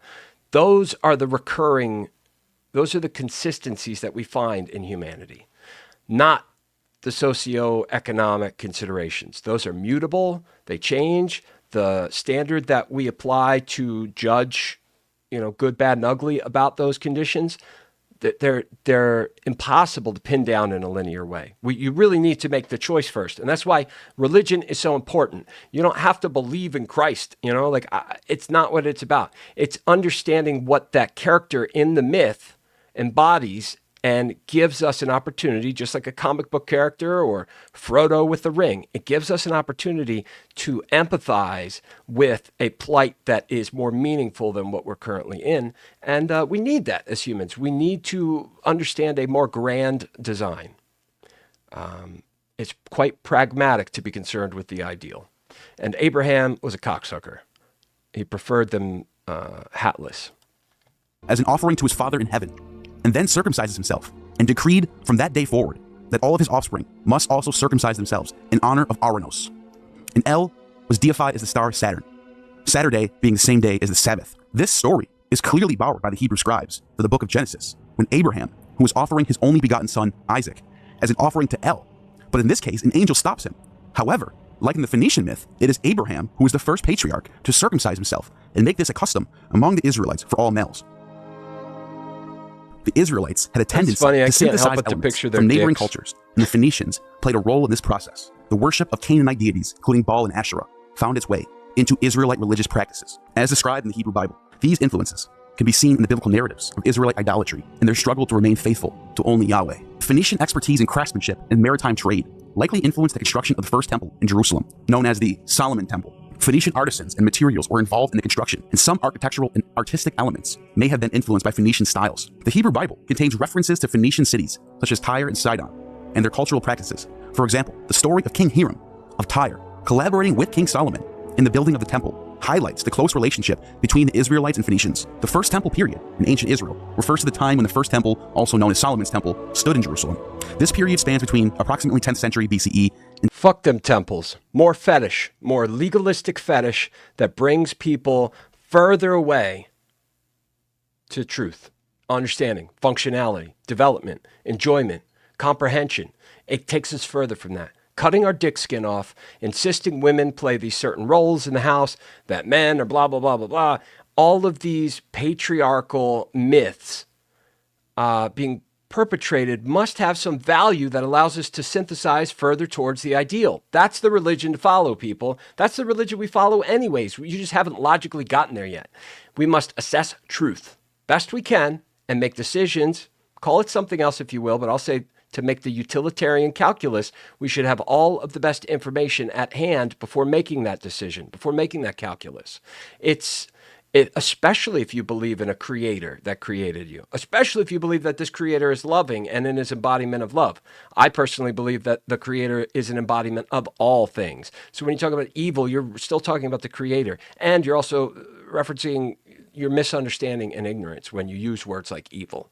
I'll use them to make a distinction about people that use that word. You say like transgender people are evil. I'm like, well, you are then evil in turn because it is hypocrisy. That is a word like Nazis and fascists, hypocrisy that is overused. And it's used as a means to bully. It's this new Canadian bread tuber, passive aggressive type of bullying where there's no spine, there's no conviction, and there's no real understanding. So, and I can prove this because they always come, they run in and be like, oh, here's something. This sounds pretty fascist to me, bud.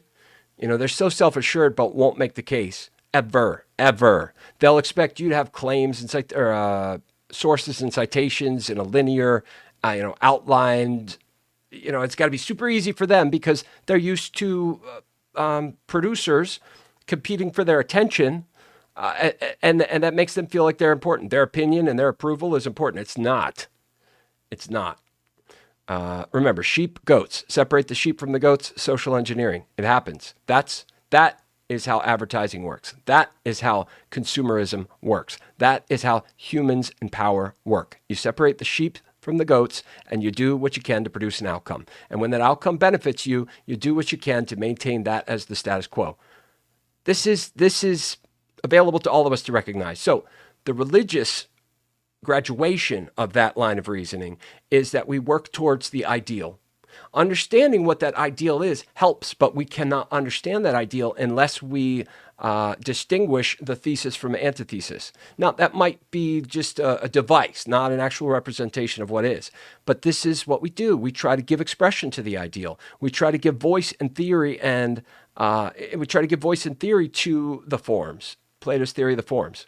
Another thing that I think, if people end up coming in, maybe we can get into this, but I'm not feeling like they are, and that's fine. I really hate people anyways. Aristotelian ethics, that's the deviation from the Platonic forms, and really Plato gave birth to all of what we consider modern religion. He's the one that sheep from the goats, but he loves the sheep, so he wants the sheep to create themselves into goats. You know, and I believe in that too, but I'm constantly disheartened. Aristotelian ethics, or what they call them, Nicomachean ethics.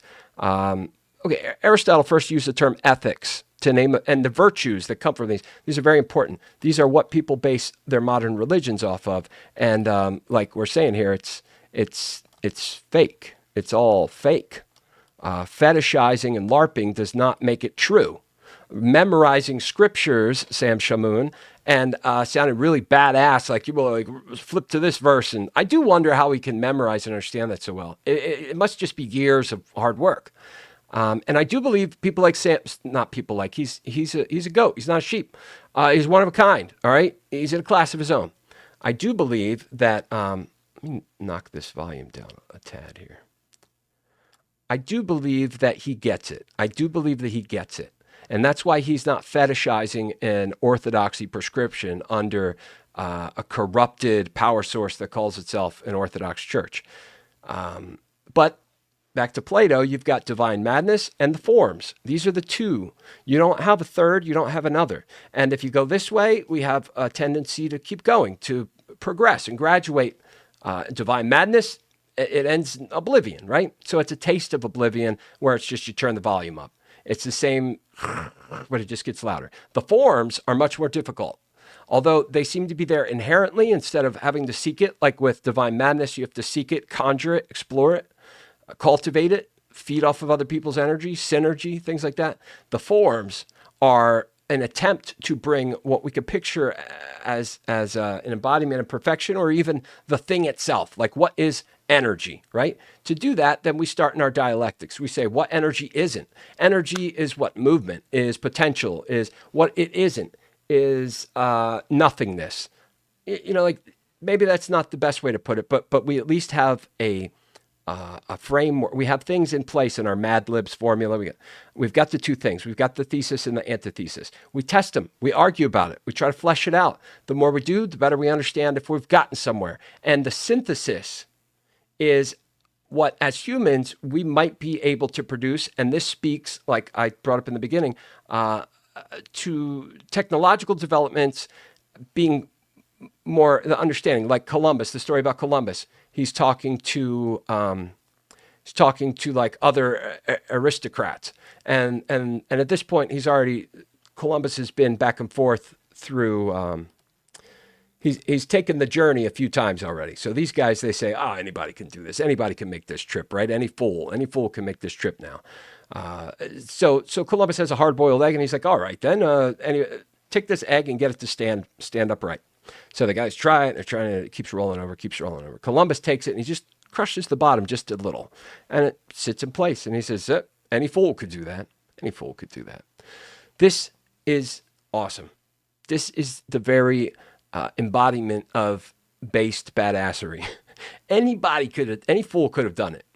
Your perspective is so much more valuable than you realize. And we take for granted the platform that we're allowed to start from now, in favor of competing with false grievances and cultural and political claims that we don't flesh out or take to their conclusion. If we are doing what God has intended us to do at our best, whether sheep or goat, we're taking our understanding and we're considering how self figures into that. Why is it worth thinking about? It is a deeply personal process, living this life and understanding truth. But truth is not factoid. Truth is function. And any fool can do it once shown how. And any fool can take for granted that they would have got there eventually. It's not the case. Sheep from the goats. Stop being a sheep. Look for the Promethean light. Graduate. Synthesize a better understanding and process than you currently hold as not, let's not say ideal, because you don't get that far. You don't care to think that way. Nicomachean ethics, the Aristotelian virtue ethics, these came out in contest to his predecessor, Plato. And this is where you start to break down. It's another way, in my opinion, to get at the forms, where you're trying to take the ideal human experience and illustrate it in a way where people can access that information and use it. But they didn't, and they don't. And you could say, well, that's because only the rich and the oligarchs had access to education, and you'd be right to some extent. Still, nonetheless, the exact origin of these texts, Nicomachean, talking about the virtues. This is the Catholic Church uses this. And this is where they say pride is bad. But pride, according to Aristotelian virtue ethics, is good. It's good. Here we go. The 4 cardinal virtues: prudence, temperance, courage, and justice. Virtues, vice, and Sophia, wisdom. This is Gnostic. This is what Gnosticism is. It's seeking that wisdom, that understanding on the deepest, most idealistic level. So anyways, Aristotle, this is his answer to Plato, but Plato was right, he was wrong. And what are we doing here? Where are we at here? Until its destruction by the Babylonians in 586. The temples. Fuck those fucking temples, stupid motherfuckers. Everybody fetishizing these temples in history and now. Okay, now these temples, the first temple might not have even been, right? But the second one, we have some more records. We have corroborating evidence about David and Solomon, at least more so than the other stuff. The lies we tell ourselves, not only about what happened and God wasn't at the helm for it, not only that bullshit, but how we are from that tradition and legacy, that we are, as the Jews, the descendants of this tradition. And as the tribes have been scattered, now the Ethiopians, and in turn Rastafari's religion, their understanding, they use the book of Enoch and second Enoch. It's very, very interesting. The Ethiopians, if anybody's going to create a lifestyle, a culture, and a tradition that gels with the other myth about the tribes separating, it's them. They get it. And that's why I say Black American churches, Mother Emanuel Episcopal and things like that. Well, there's not a lot of things like that. Black American Christians get it. The Jews don't. Okay, they don't. They're myth fetishizing, law dependent fools that have now, at the logical conclusion, been put into a situation where their identity is based off of the grievance of the Holocaust, which is appropriate. But you, motherfucker, it ain't you. So knowing a grandma or aunt or uncle or someone that went through that's an appropriate part of your culture and history. But I think the takeaway should be stop insulating different little tribes and cults against the threat of a different one or another, rather than entertaining liberalistic, pluralistic, ethical considerations on how to synthesize a better way. And fetishizing these fucking stupid temples as if that's the way you're going to conform with God or something, and saying, oh, it reminds us of our days in the desert in the Exodus, which never fucking happened. And if it did, it happened so long ago. And it's not of God. We can prove this. You shall know them by their fruits. This is the deal. Israel is the culmination of this bad ideology. Extremist, radicalist Islam is the logical. That is the fruit. This is the fruit. Christians getting it wrong with their evangelicism and their crusades, and witch burnings, and their disagreement on what it's about. when really it's always about the same thing, Christ. But what we think of, what is Christ? How do we explain Christ? What is the standard we're considering there? The thing that I want to stop it on was you had a guy that had a staff. Supposedly this was an historian that brought us more accurate records of some of this stuff than anybody else. And he had the snake on the staff, which reminds me of that stupid fucking story about Moses, where he's like, if you just look at the snake, you'll be saved. And these stories are so gay. They're so fucking stupid and gay. But the temples themselves and the worship and the fetish over Levitical law is got to be some of the stupidest, most retarded shit ever. And to kill Palestinians and to alienate and disenfranchise everybody, like Roger Waters didn't have anything to do with this, but now he's an enemy. No wonder rednecks stand on bridges and say honk if you think the Jews are to blame too. The Jews are to blame. So are the Nazis. So are this, that, and the other. So is Columbus. But everyone's to blame for their bad reasoning and their fetish of an order that you can't substantiate as true, no less from God. Okay, so don't, this anti-defamation league like, oh my God, he's talking bad about Jews. Yeah, fuck Jews, fuck Christians, fuck Muslims, fuck you, fuck China, fuck Russia, fuck America, fuck you. Until you stop being a sheep, until you stop fetishizing a legalistic expression of control that does not even produce harmony, like cutting dick skin off as if that's what God's message is, or being willing to kill your kid if God wants it, or killing people that don't agree that Muhammad was a true prophet, or I am Charlie, right? And people say in North Africa, they're like, I don't care much if we're Charlie. Let the French people be killed because we have had more happen to us as Arabs and they don't care. And that's a good, now we're getting close to what we should be focused on. What are people's grievances and complaints? I don't give two fucks about the order that you think is necessary. The order that you think is necessary is a corruption to, if there is such a thing as a creator God, that is a corruption of what divinity we have in us by claiming that this law, this man's law and this fetishized myth, this LARP exercise that we see playing out with like neo-Marxists, these Canadian bread tubers that are so privileged they get to pretend that people are fascists, you're fascists, when really they just mean patriarchal. That's it. Patriarchal, or maybe they'll say imperialist, fascist, neo-Nazis because they own stock in Amazon. This is terrible. It's terrible. Prescribing to a law that you swear came from God, but is really man's, and it's meant to produce an order when followed properly, and when deviated from, God was punishing you, and all of this stuff that gets perpetuated, it's all bad reasoning, and it needs to be fucking disposed of. Not the humans. Not the humans. Humans could say, I'm an Orthodox Jew and I believe the temple. Oh my God, I want to go to war with you because these are so offensive things that you're saying. Or someone's like, Islam, they're like, you don't understand. My uncle got killed with a power drill in the second Iraqi war between Iran and, all of this matters. Arabs in North Africa saying, I don't care about Charlie Hebdo and the terror of the Bataclan concert with Eagles of Death Metal there in France. They don't care about that because their suffering has gone unnoticed.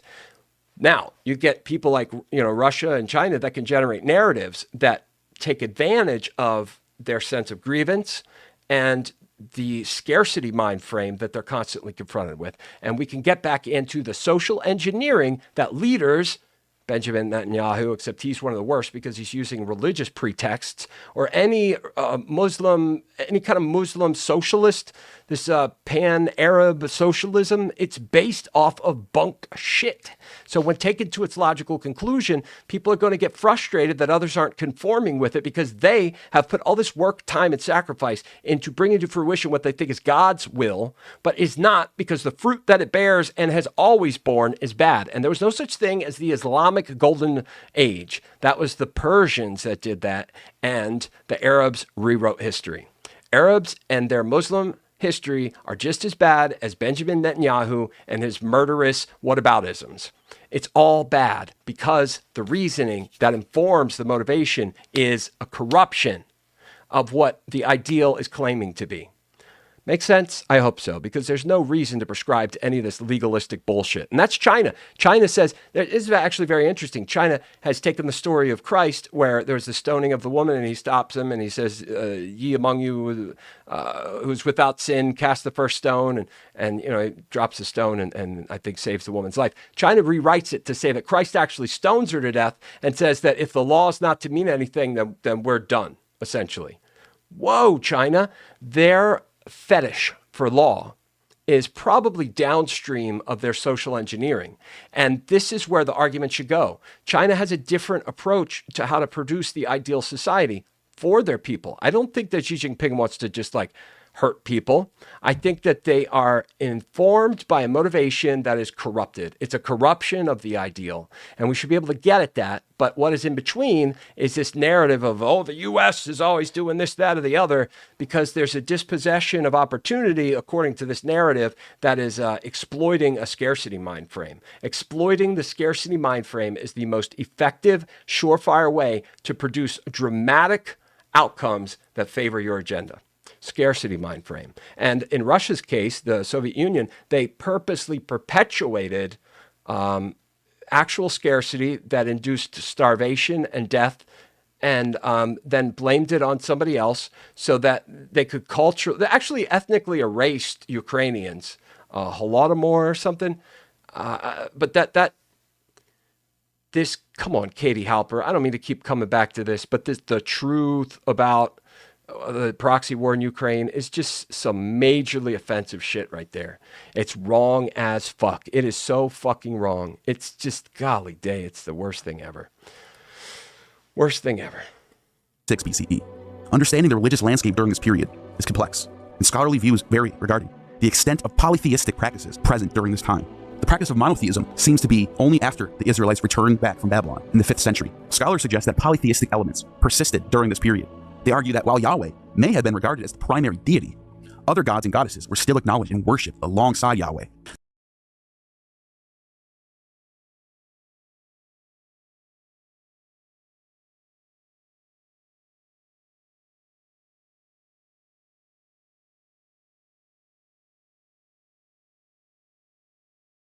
The archaeological evidence, including inscriptions and artifacts found in Jerusalem, indicate the presence of symbols associated with other deities during this time.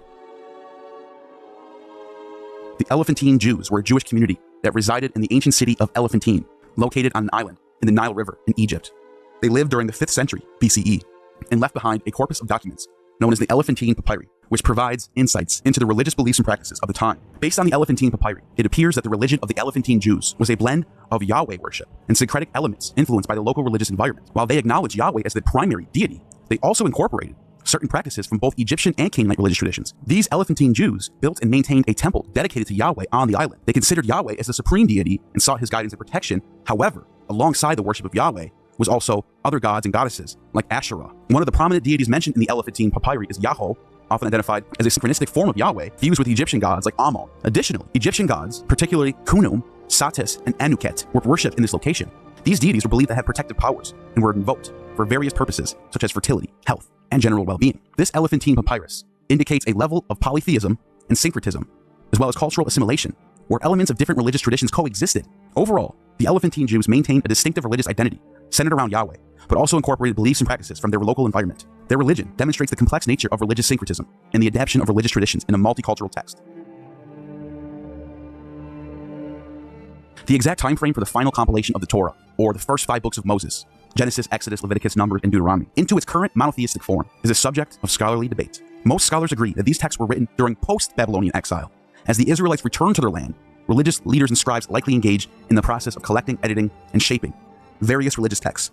There is no mention of the Torah by any Greek, Egyptian, Persian, or Syrian sources before the 5th century BCE. Moses and Noah and Abraham are not mentioned in any text before the 5th century BCE.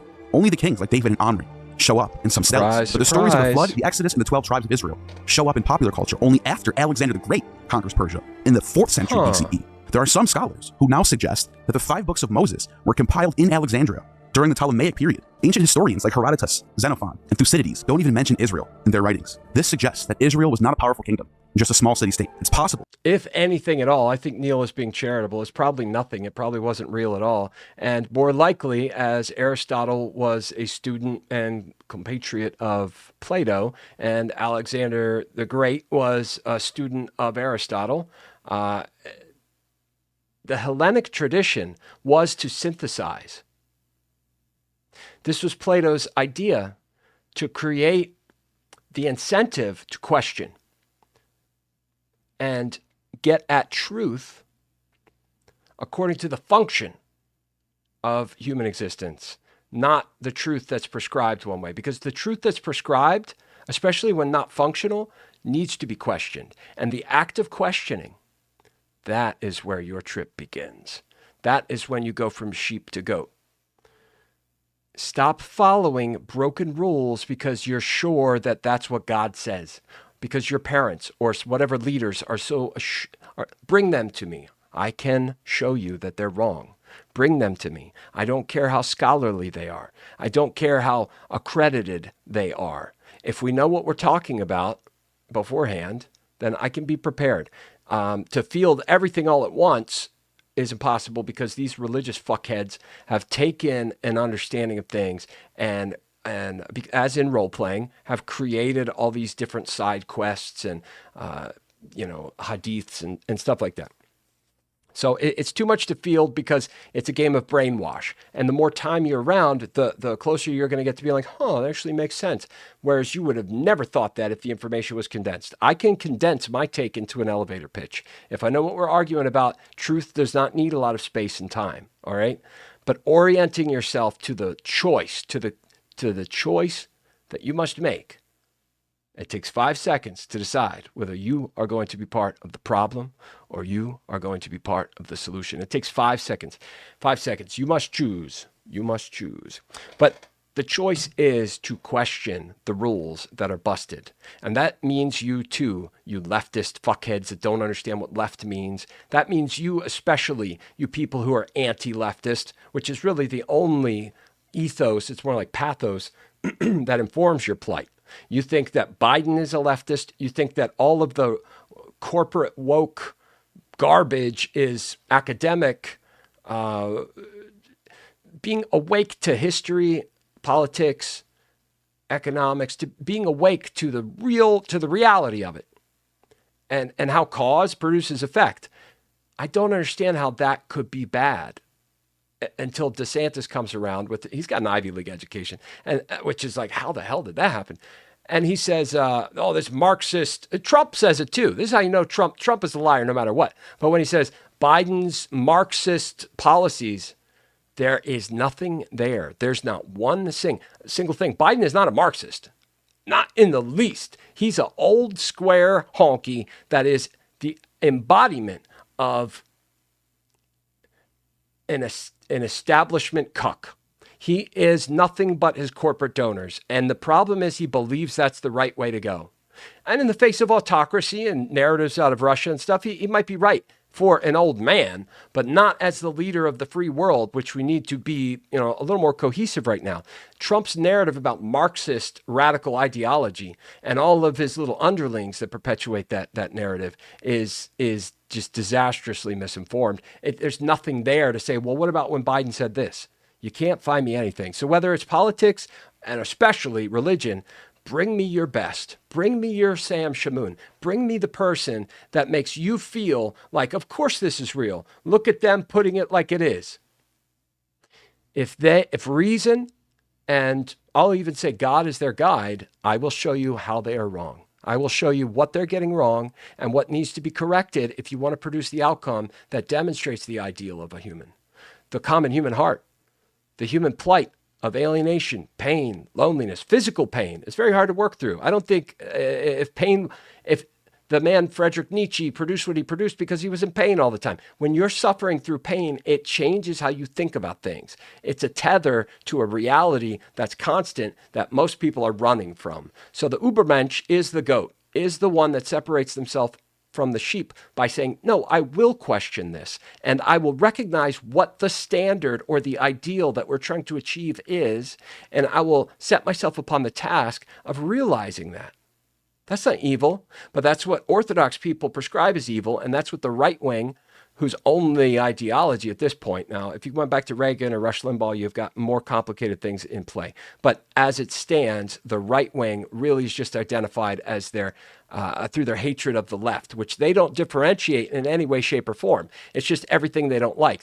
And I think the most disruptive, destructive thing is the corporate wokeism. The corporate kumbaya wokeism, where it's like, we're doing diversity in our car commercials and stuff. And then these simple-minded right-wingers that have always been anti-intellectual, that think working hard is, we're not, forget what we're working toward, forget what we're making or what the goal is of our, is it just to work hard today, or is it to work hard over the course of the year? Forget establishing that. They've been conditioned to compete against one another to see who's the most strongest, badass guy, when in reality, they are weaker than a motherfucking caterpillar in practice. They're so insecure and so boisterous when it comes to gender norms that their insecurity, it shows right on their sleeve. That's a different conversation. The right in and of itself is only defined by its hatred of the left, which they don't differentiate. They just think it's all the same thing. And they think that the left is in power and that they're getting their way, and all the vegetarians and whatnot are getting their way. And it's just not the case. The left has never been in power. Biden is not doing a good job. And corporate woke media that uses rainbow flags to sell things, and for shady institutions to virtue signal to try to excuse themselves from the harms that they do to society, are not the left, you dumb fuckers. Bring me who is your champion. Bring me your champion, and I will show you how they are wrong, or we'll have a stronger coalition of people that care about the right things. One or the other, but bring me your best. Bring me your best, and I will show you what the problem is with their thinking. That these texts existed as independent scrolls during these periods, but they were not known to most of the world outside the Levant until the 4th century BCE. At Blue Bunny, we test to make sure our mini treats are crunchy and... There's nothing more powerful than your thing happen. Really going. This is the end of our mythological journey through the ancient realms of Sumer, Ugarit, Egypt, Canaan, and beyond. As we've explored this rich tapestry of these captivating civilizations, it became clear that their stories, beliefs, and cultural influences have left an indelible mark on the biblical world. From the epic tales of the Gilgamesh and Sumer to the poetic sagas of Baal and Ugarit, from the mystical hymns of the Egyptian gods to the intricate pantheon of the Canaanite deities, we find a treasure trove of inspiration that seeped into the very fabric of the Hebrew Bible. But the skilled weavers, the biblical authors, and editors didn't simply copy and paste from the neighboring mythologies. Oh no. They expertly blended, transformed, and repurposed. Mix, don't blend. Where you at, you stupid fucking Wesley Curry, the fakey, phony, either Israeli, Russian, or Chinese fuckhead? You're here to make my life harder. I'm glad you haven't shown up and blown my chat up with stupid shit. This dumb fuck would be like, mix, don't blend, and other things. They're like, I don't know. I think they got the wrong dossier. Whatever dumb fuck is their commanding officer was like, this guy's crazy, so just appeal to a sense of craziness. This problem I find with a lot of folks, they're not on the level, and they're not patient enough to track down the larger argument. They're not patient enough to take notes and say, well, is this your point? No. They're just like, it doesn't conform to my norms, so it's crazy. And you're lazy and fucking retarded on purpose. You've had plenty of opportunities to get on a different path, to question what doesn't work, to establish what the standards should be rather than what you're obligated and coerced to do. Whatever your situation is, this motherfucker would say like, mix, don't blend all the time. Probably trying to preserve some type of, there's probably someone from is the IDF or whatever, the Israeli Defense, whatever, like one of these fuckers, because look it up. They really put a lot of money and recruitment. Israel's intelligence apparatus is competitive with the other three, America, Russia, and China. A little teeny, it's like the size of New Jersey, but they're terrible. They're terrible. Israel's terrible. I have a feeling that this person, Wesley Curry, was something, because this idea mix, don't blend means you can retain your whatever cultural dogma, the fetishized bunch of dysfunctional bullshit that you know, continue to, it's like a dead horse that you're fucking. Everyone's like, well, fuck this horse. You're like, why the fuck are you doing that? And you'd be like, oh, call the Anti-Defamation League. They're criticizing disgusting behavior. They're anti-Semitic, just like Nazis, just like Hitler. It's all the same, all equivocated. Same thing on the right. They look at the left. It's all equivocated. When people whom are trying to see very quickly understand that the difference between the sheep and the goats is never going to be equalized. I wish we could blend. I wish. But mixing so that you can retain your dysfunctional cult? No. I'm going to tear that shit down. You might not see me coming, but I'm tearing it down. And I tried going through with potential friends and allies, but there are none to be found here.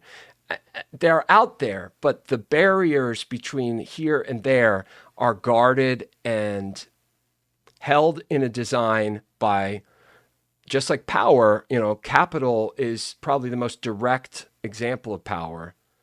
But an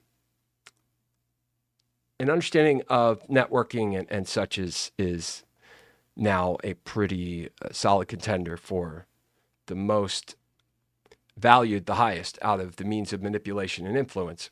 This is where it all happens, through here. So, of course, people with bad intentions and an agenda to maintain power and a grip over the influence that they're able to appreciate for effects that they're not willing to take to the logical conclusion. People who have that motivation are most certainly in place now, keeping this realm, the inorganic, contention aggravating bunch of evil that it is. So yeah, mix and blend, and then blend some more. Blend it all together, man. Blend it all together. That's how we work as people. We work best when we're blended together. When we can establish what the ideals and standards that serve us in the ideal most effectively. That's when we are able to, you know, progress as a society. And this tribalistic orientation of left versus right or Nazi versus communist is just really bad. It's really bad, guys. I'm going to put it in your plain English. It's bad, right? It's bad. We got to stop doing that, okay? We got to stop doing that. We got to make a different choice with our agency than the one we keep coming up with. Afford people the opportunity to their process. It might look like fascism to you from the outside in your very privileged Canadian streamer setup, but in reality, I promise you, there is a different there's a different reality than the one that you're seeing there. You're not looking, so I don't even know how you're seeing what you're seeing. You're not looking. You're just listening to other people's narratives. I don't know. Let's wrap this up. Neil, awesome. This series has been some of the most dense and valuable information put in one place that just cuts all these stupid fucking fetish cults at the knees, cuts them off. And this comes into what we'll talk about when I come back from I'm not coming back into this. I'm going to start making videos, doing things like that. But I'll have isolated, cooked down, edited takes that even the dumbest sheep can digest.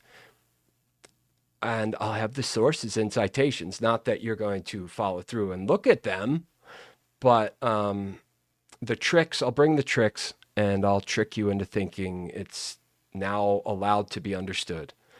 But the message has been the same throughout. And saying he's at the end of that journey. I'm at the end of this journey.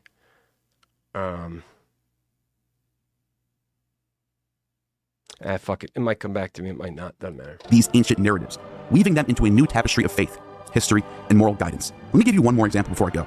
The story of Esther and Mordecai. Esther and Mordecai look a lot like Ishtar and Marduk. The story of Esther and Mordecai has obvious parallels to the story of Ishtar descending into the underworld to save Tammuz from his death. In the story of Ishtar and Tammuz, Tammuz is taken down to the underworld, the lover of Ishtar.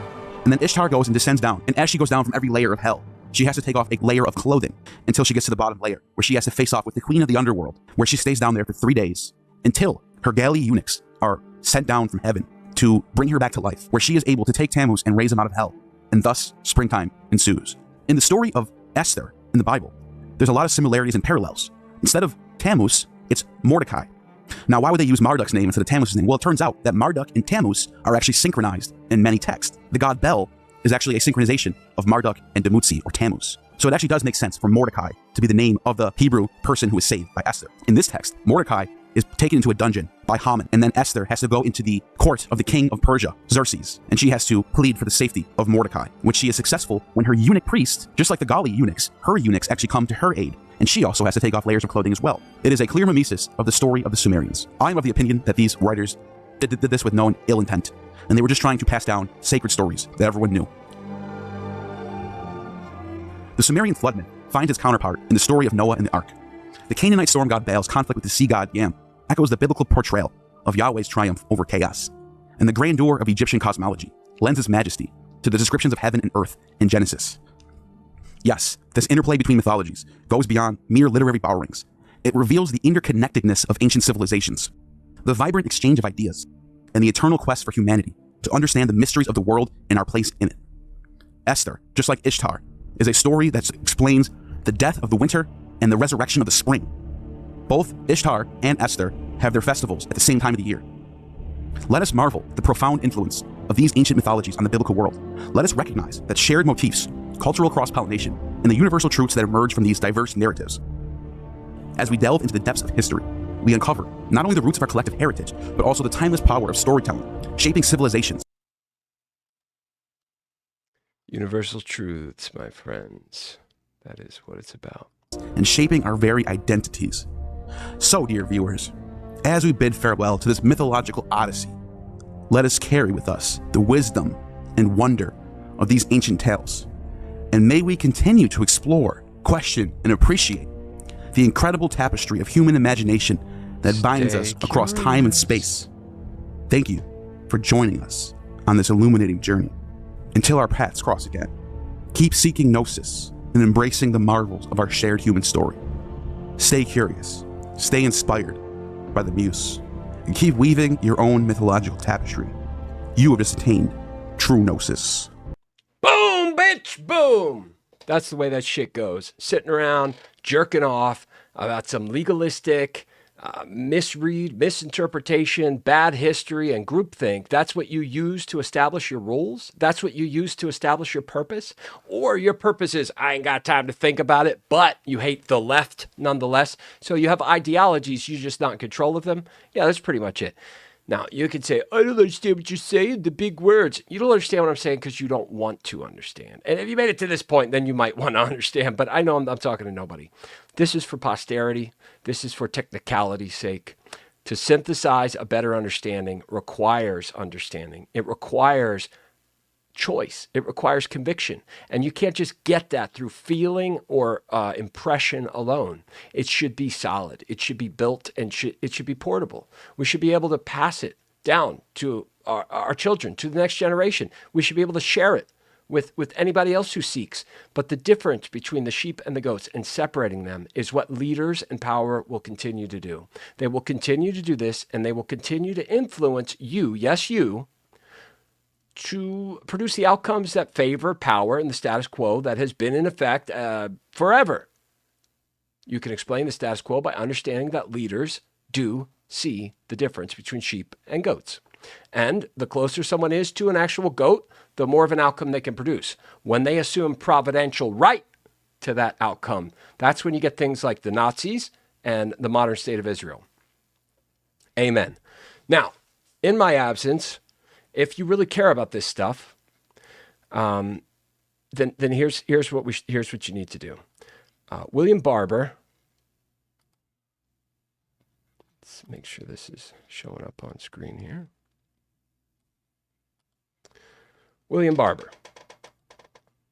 William J. Barber II, born August 30th, 1963, is an American Protestant minister, social activist, professor in the practice of public theology and public policy, and founding director of the Center for Public Theology and Public Policy at Yale Divinity School. I like Yale. Yale is good. They've got fantastic open courses on YouTube, right here on YouTube. Check them out. Professor Ian Shapiro has he's got 2 courses that I highly encourage anybody even remotely interested in reality as politics and our future and the economy, things like that. If you're even remotely interested in that, which you probably are if you're on YouTube watching essays about this, that, and the other. Attend these online courses. One is Power and Politics in the Modern Age, and the other is like the moral foundations of liberalism, something like that. There are 2 courses by Professor Shapiro, Ian Shapiro. Yale open courses. They I think 16 courses, each is an hour. Put them on speed and a half, or just do one. Just do one until you got time to come back and do another, because each one, I guarantee, will move you towards a better understanding. And this whole left, right, oh, that's leftist, or that's, that is a problem. So seeing through the bias is very difficult. And as I've attempted to do this over the past year, I have found very few people that fit that bill. Very, very few people. And I'm sure there are more out there, but why the individuals that I highlight are so significant is that they are taking their gift, their sight, their comprehension, and their another gift for articulation, not only of self, but of self accordingly to others in a way that they could connect to your understanding of self. If you can speak publicly, if you can organize your thoughts in a meaningful and even better, powerful, profound way, and share that, and do that in good faith, in hopes of drawing a meaningful coalition to a cause or an ideal that we have yet to establish, then you're one of the best. You're one of the best out here. If I've said your name over the past year, if I've written your name down, you're in an elite class of powerfully valuable people to humans, to the rest of us. But most individuals who can see, that can speak for themselves, at least continue to attempt to do so, they're not going to do this for you. They're doing it for themselves, and they're doing it for the outcomes that they've already objectified. You and your misunderstanding and your aversion to behavior that is actually really fun, but you would call unhinged, is maybe the first thing you should work on. Saying, oh, that's weird. Like, you're welcome. Weird is good. Or that's unhinged, or that's sick, or any of these dismissive claims that get bandied about so regularly.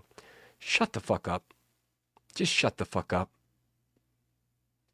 And maybe move on to different considerations, because policing norms, when you yourself cannot explain what the norm is, no less what it's used for and what its logical conclusion is, have no right, no less understanding to compete against somebody else's process that you have yet to listen to or understand. Barber here is the point that we should be meeting on. He runs an organization. I'm sure it'll be read here in a minute. Yale is good. I like Yale. Ian Shapiro's politics courses, check him out. He is the president and senior lecturer at Repairers of the Breach and co-chair of the Poor People's Campaign, a national call for a moral revival. Now, Cornel West does not know what the fuck he's talking about. He knows more than he does. He knows more so than, say, like Noam Chomsky does. Because, West is actually out there doing it. He's been teaching. He's been doing more in a more substantive way. And his heart has been out there, and he's willing to see and look and learn.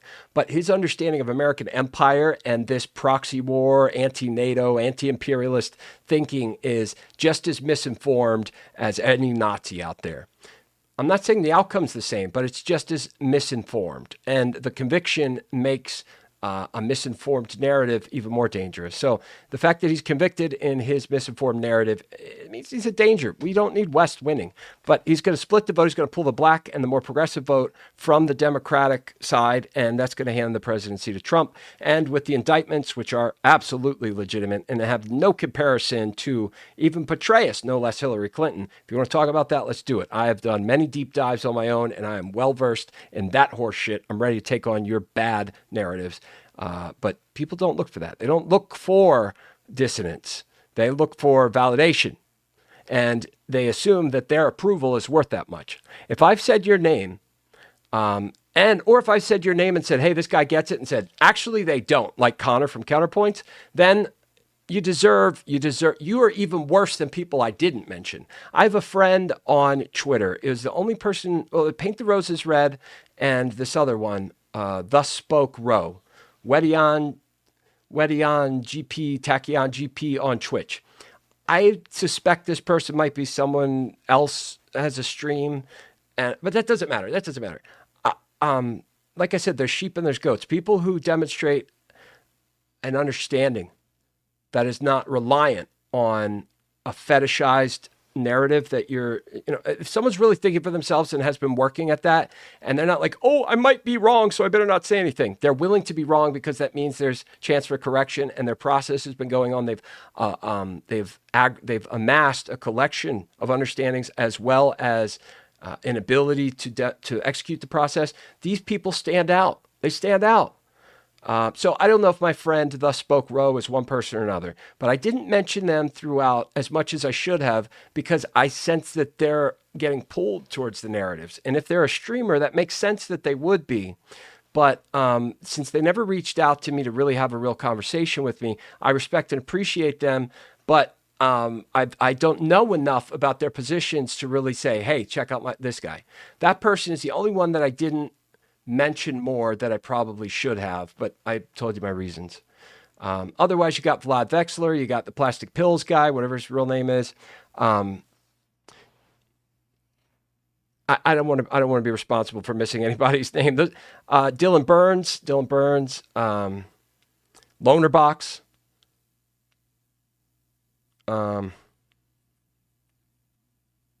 There are others. I'm sorry if I'm forgetting your name, but Connor from Counterpoints, definitely thumbs down. Destiny, I don't think he really matters anymore, but maybe it's the situation that has cooked him, but this post-Gamergate into Trump, into the pandemic orientation of us being here first, and these guys gatekeep in ways they're not even aware of. And now Destiny's in this place where he's like just banning people for being contrarian in bad faith, or I think Destiny will try to play that personality type to what he sees as the logical conclusion and say, that's in bad faith because when all is said and done, they're not actually listening. They're just trying to, I don't know his process internally, but he's going through some shit. And I think it's like he doesn't have to play to anything else because he doesn't have to play to other people's expectations because he still is thought of as this really smart guy and he's really not. I just think he's honest about where he's at. And that's what matters. It's okay to be wrong, but this post-Gamergate community that swears they're the political, you got incels on one side and you got Canadian bread tubers on the other, which if you put them into votes, that would be like 1.2% of the American electoral voting population. It doesn't matter. But when people are on the streets being violent, very much so does matter. So Barber and his People's Campaign, Poor People's Campaign. I thought it was called. He did the Poor People's March. Let's read through this and wrap it up. Let me just see if maybe there's a better source. Maybe to hear him speak.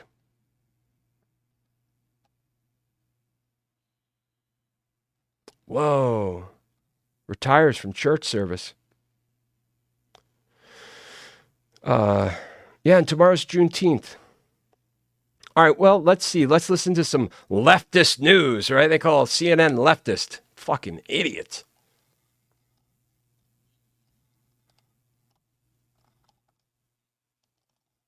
I want the video, not the website.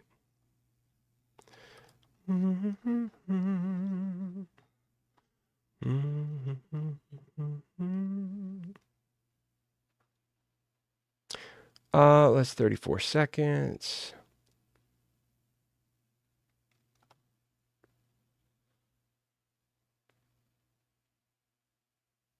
Well, let's see what he has to say here. Listen, check this guy out. Support his organizations and programs. If there's somebody to coalesce around, it's this guy. We must synthesize between our bad takes and our misunderstandings into the ideal or the better ways that are right in front of us. We are the richest country in the history of the world. Yet we only have 4% of the world's population. We have narrative after phony grievance, after backlogs of legitimate grievance after grievance out there yet to be addressed. And we've got this old guy Biden in office that isn't worth a damn and never has been because he's a cop-loving, corporate donor fetishizing. Like that's it. The Democrats fetishize the money. See Rahm Emanuel. I mean, that's the deal. But Barber's a good guy. You could coalesce around him, and we need to synthesize between this left-right confusion. As the problems are very, very simple. We don't have to take care of every homeless drug addict like that in a straightforward way. We must synthesize solutions for those problems. We should find and address the cause, not police the effect through 5 filters of partisan, biased sensationalism. Right? Like, this shouldn't be very difficult to believe.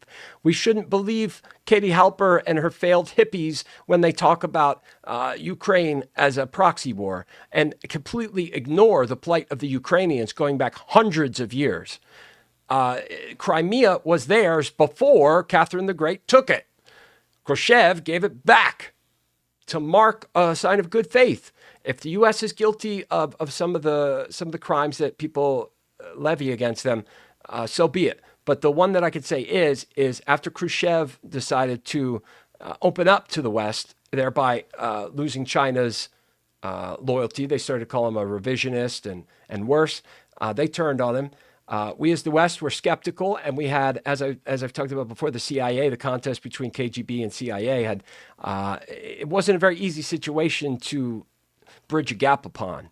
But Khrushchev gave back Crimea to Ukraine. Look into that history, okay? Because anyone that says that Ukraine actually used to be part of the Soviet Union, they're one big country, doesn't know what they're talking about. They're buying into a narrative that has been put out there to produce an outcome that favors someone who looks at himself as a sheep and as a goat, and the rest are sheep, and the outcome that he wants, Putin, is a neo-czarist legacy. He's going to die one day soon. He's getting older. He's done all this setup. He wants to see it come to fruition. It has nothing to do with NATO encroachment. And NATO would not need to be a thing if the Soviet Union and Russia weren't such a disastrously offensive fucking mess that just plays off of divisions around the world so they can get back at the U.S.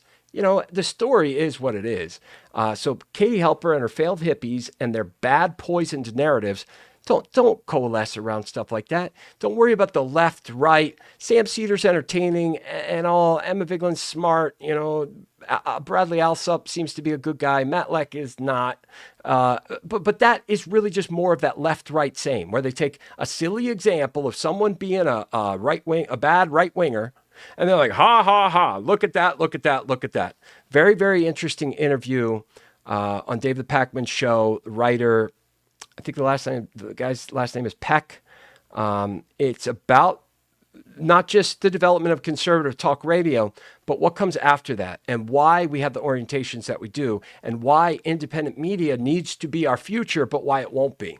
The incentive for the left and their media was to talk to a demographic that's essentially the Tim and Eric demographic. So silliness and absurdity and sarcasm, satire was the means to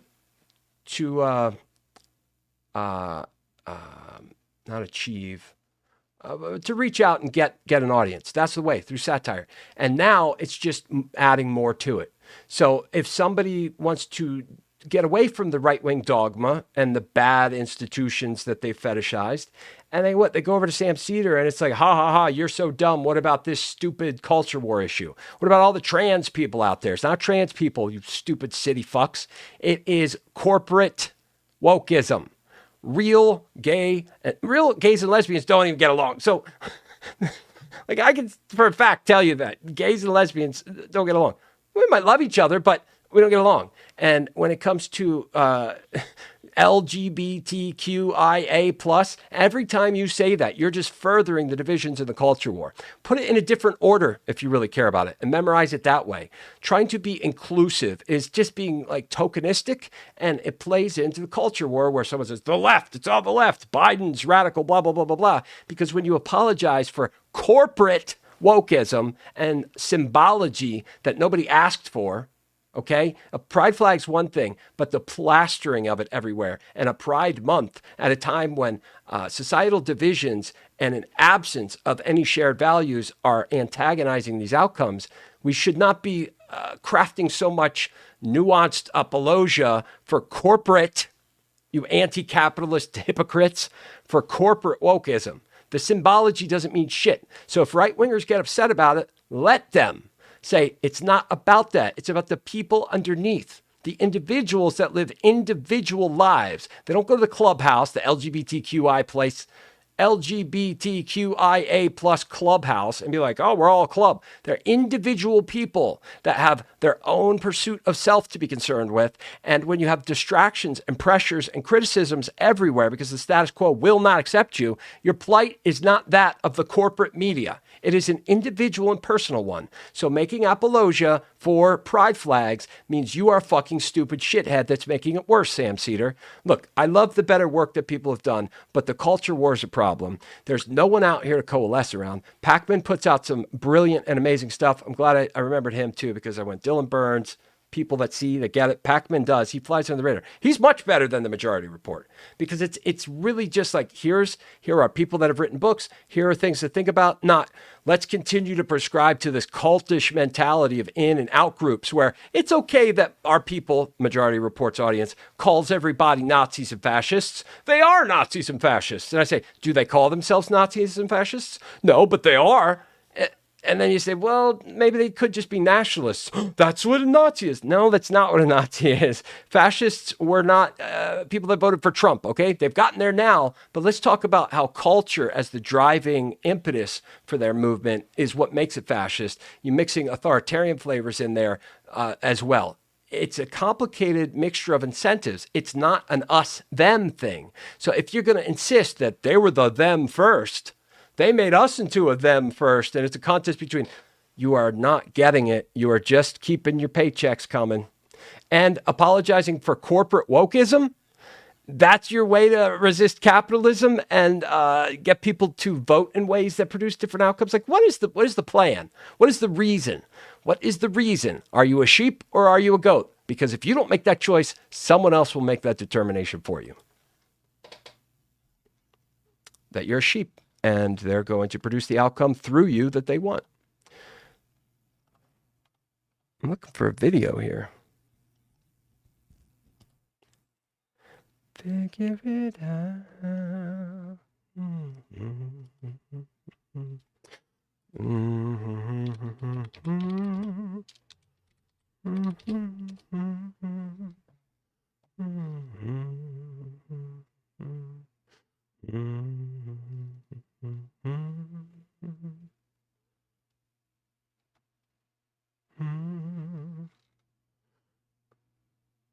How long is this?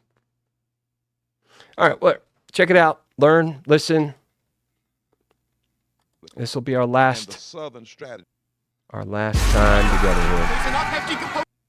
Last opportunity to talk to me. Yes, YouTuber, ultimate Judeo-Christian. Bye, my friend. Thanks for coming by. I wish we could have, if you're still there, we can engage on a little bit of religious argument. I wish there was such a thing as a chat to say goodbye to today. But look, I'm going to finish this video. If you're still here, which I assume the bye means you're not, I appreciate you coming by. And you gave me a like. That's so sweet. Let's see here. You got a channel to follow? Thank you. I assume you're gone. But look, man, I can't believe I missed that. It must have been in the past rant and rave I was exercising here. Let's listen to this thing. I assume this is Barber talking. Narrative of religious nationalism, which yeah, let's listen to Barber. And man, I would love to have talked religion with you. Thank you for coming by. That really impresses me. The real human. I just, there are so many gates and filters between us. When real connections can be made out here, I think we should build on them. I might want to take you to task over fetishization of dogmatic institutions, but I do so in good faith. So, all right, here we go. Here's Barber. Let's listen, learn, and then we're going to call it a night. honest if we don't. We are being dishonest if we don't make the connections between today's MAGA Republicans and the Southern strategy of the past 50 years to show how every politician who has embraced this strategy, benefited from it, played with it, every politician, Republicans, so-called conservative or even moderate Democrats, every politician that has helped water down and compromise policies that would have fully addressed systemic racism, systemic poverty, ecological devastation, denial of health care, the war economy, and the false moral narrative of religious nationalism, which are the 5 interlocking injustices that still cause trauma in our society. Every politician that worked to undercut the 64 Civil Rights Act, you know, when they marched in Washington in 1963, the agenda, what they were marching for was not just to sing "We Shall Overcome." Bayard Rustin gave the agenda that day. The agenda that day was, we want one bill, and in that one bill, we have voting rights protections, we have a $2 minimum wage, which would be $15 today if it had been indexed with inflation, health care, public education, union and labor rights, all in one bill. But that was compromised out. That's why you had to have a 64 Civil Rights Act, then come back and do a 65 Voting Rights Act, then come back and do a 1968. And if we don't connect this history and understand that Trumpism is not some grand new thing, the tactics we are seeing today have their roots in the states' rights movement that began even before the Civil War with the fight for laws to maintain slavery. That's where the filibuster came from. That's where the Electoral College came from. What we're seeing today is the reincarnation of those things with a 21st century twist. And if we don't talk like this and educate the public and do what the root does, our analysis is too shallow for our actions to be powerful enough to address what's going on.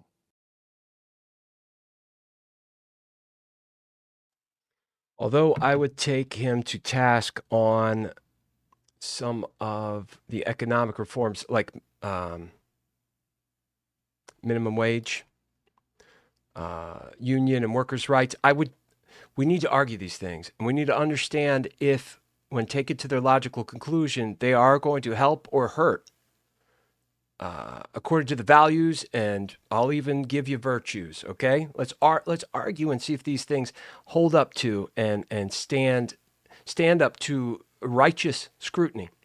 Until then, my friends, this has been an experience, truly an experience. Let us all give thanks to the gift that is the new Queens of the Stone Age album.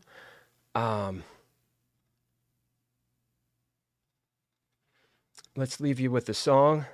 Let me make sure I get the right one. Leave you with the song here. But remember, the goats and the sheep, the goats and the sheep. We don't have a choice. Power, leaders, capital, the status quo, they all look at this the same way.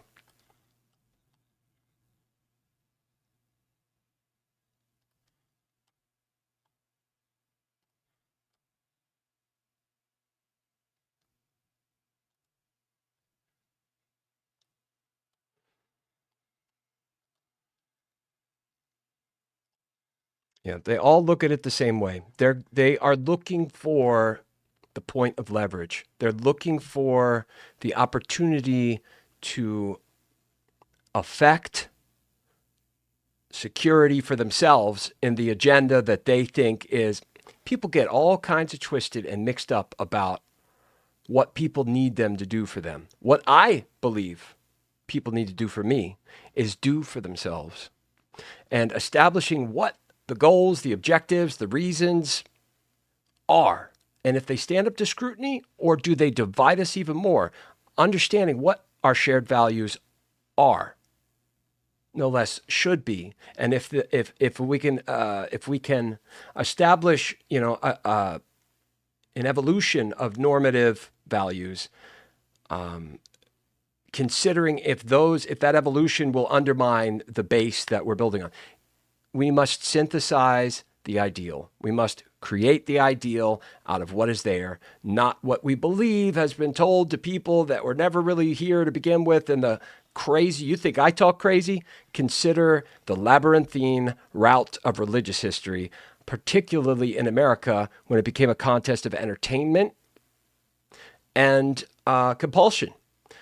God bless John Edwards, the revivalist. I really, really like him. I like his work. I don't like his best friend, Aaron Burr Sr.'s kid, but John Edwards and the revivalist tradition is a good one. The puritanical roots of English colonies, not so much. Anyways, sheep and the goat. You got to decide, baby.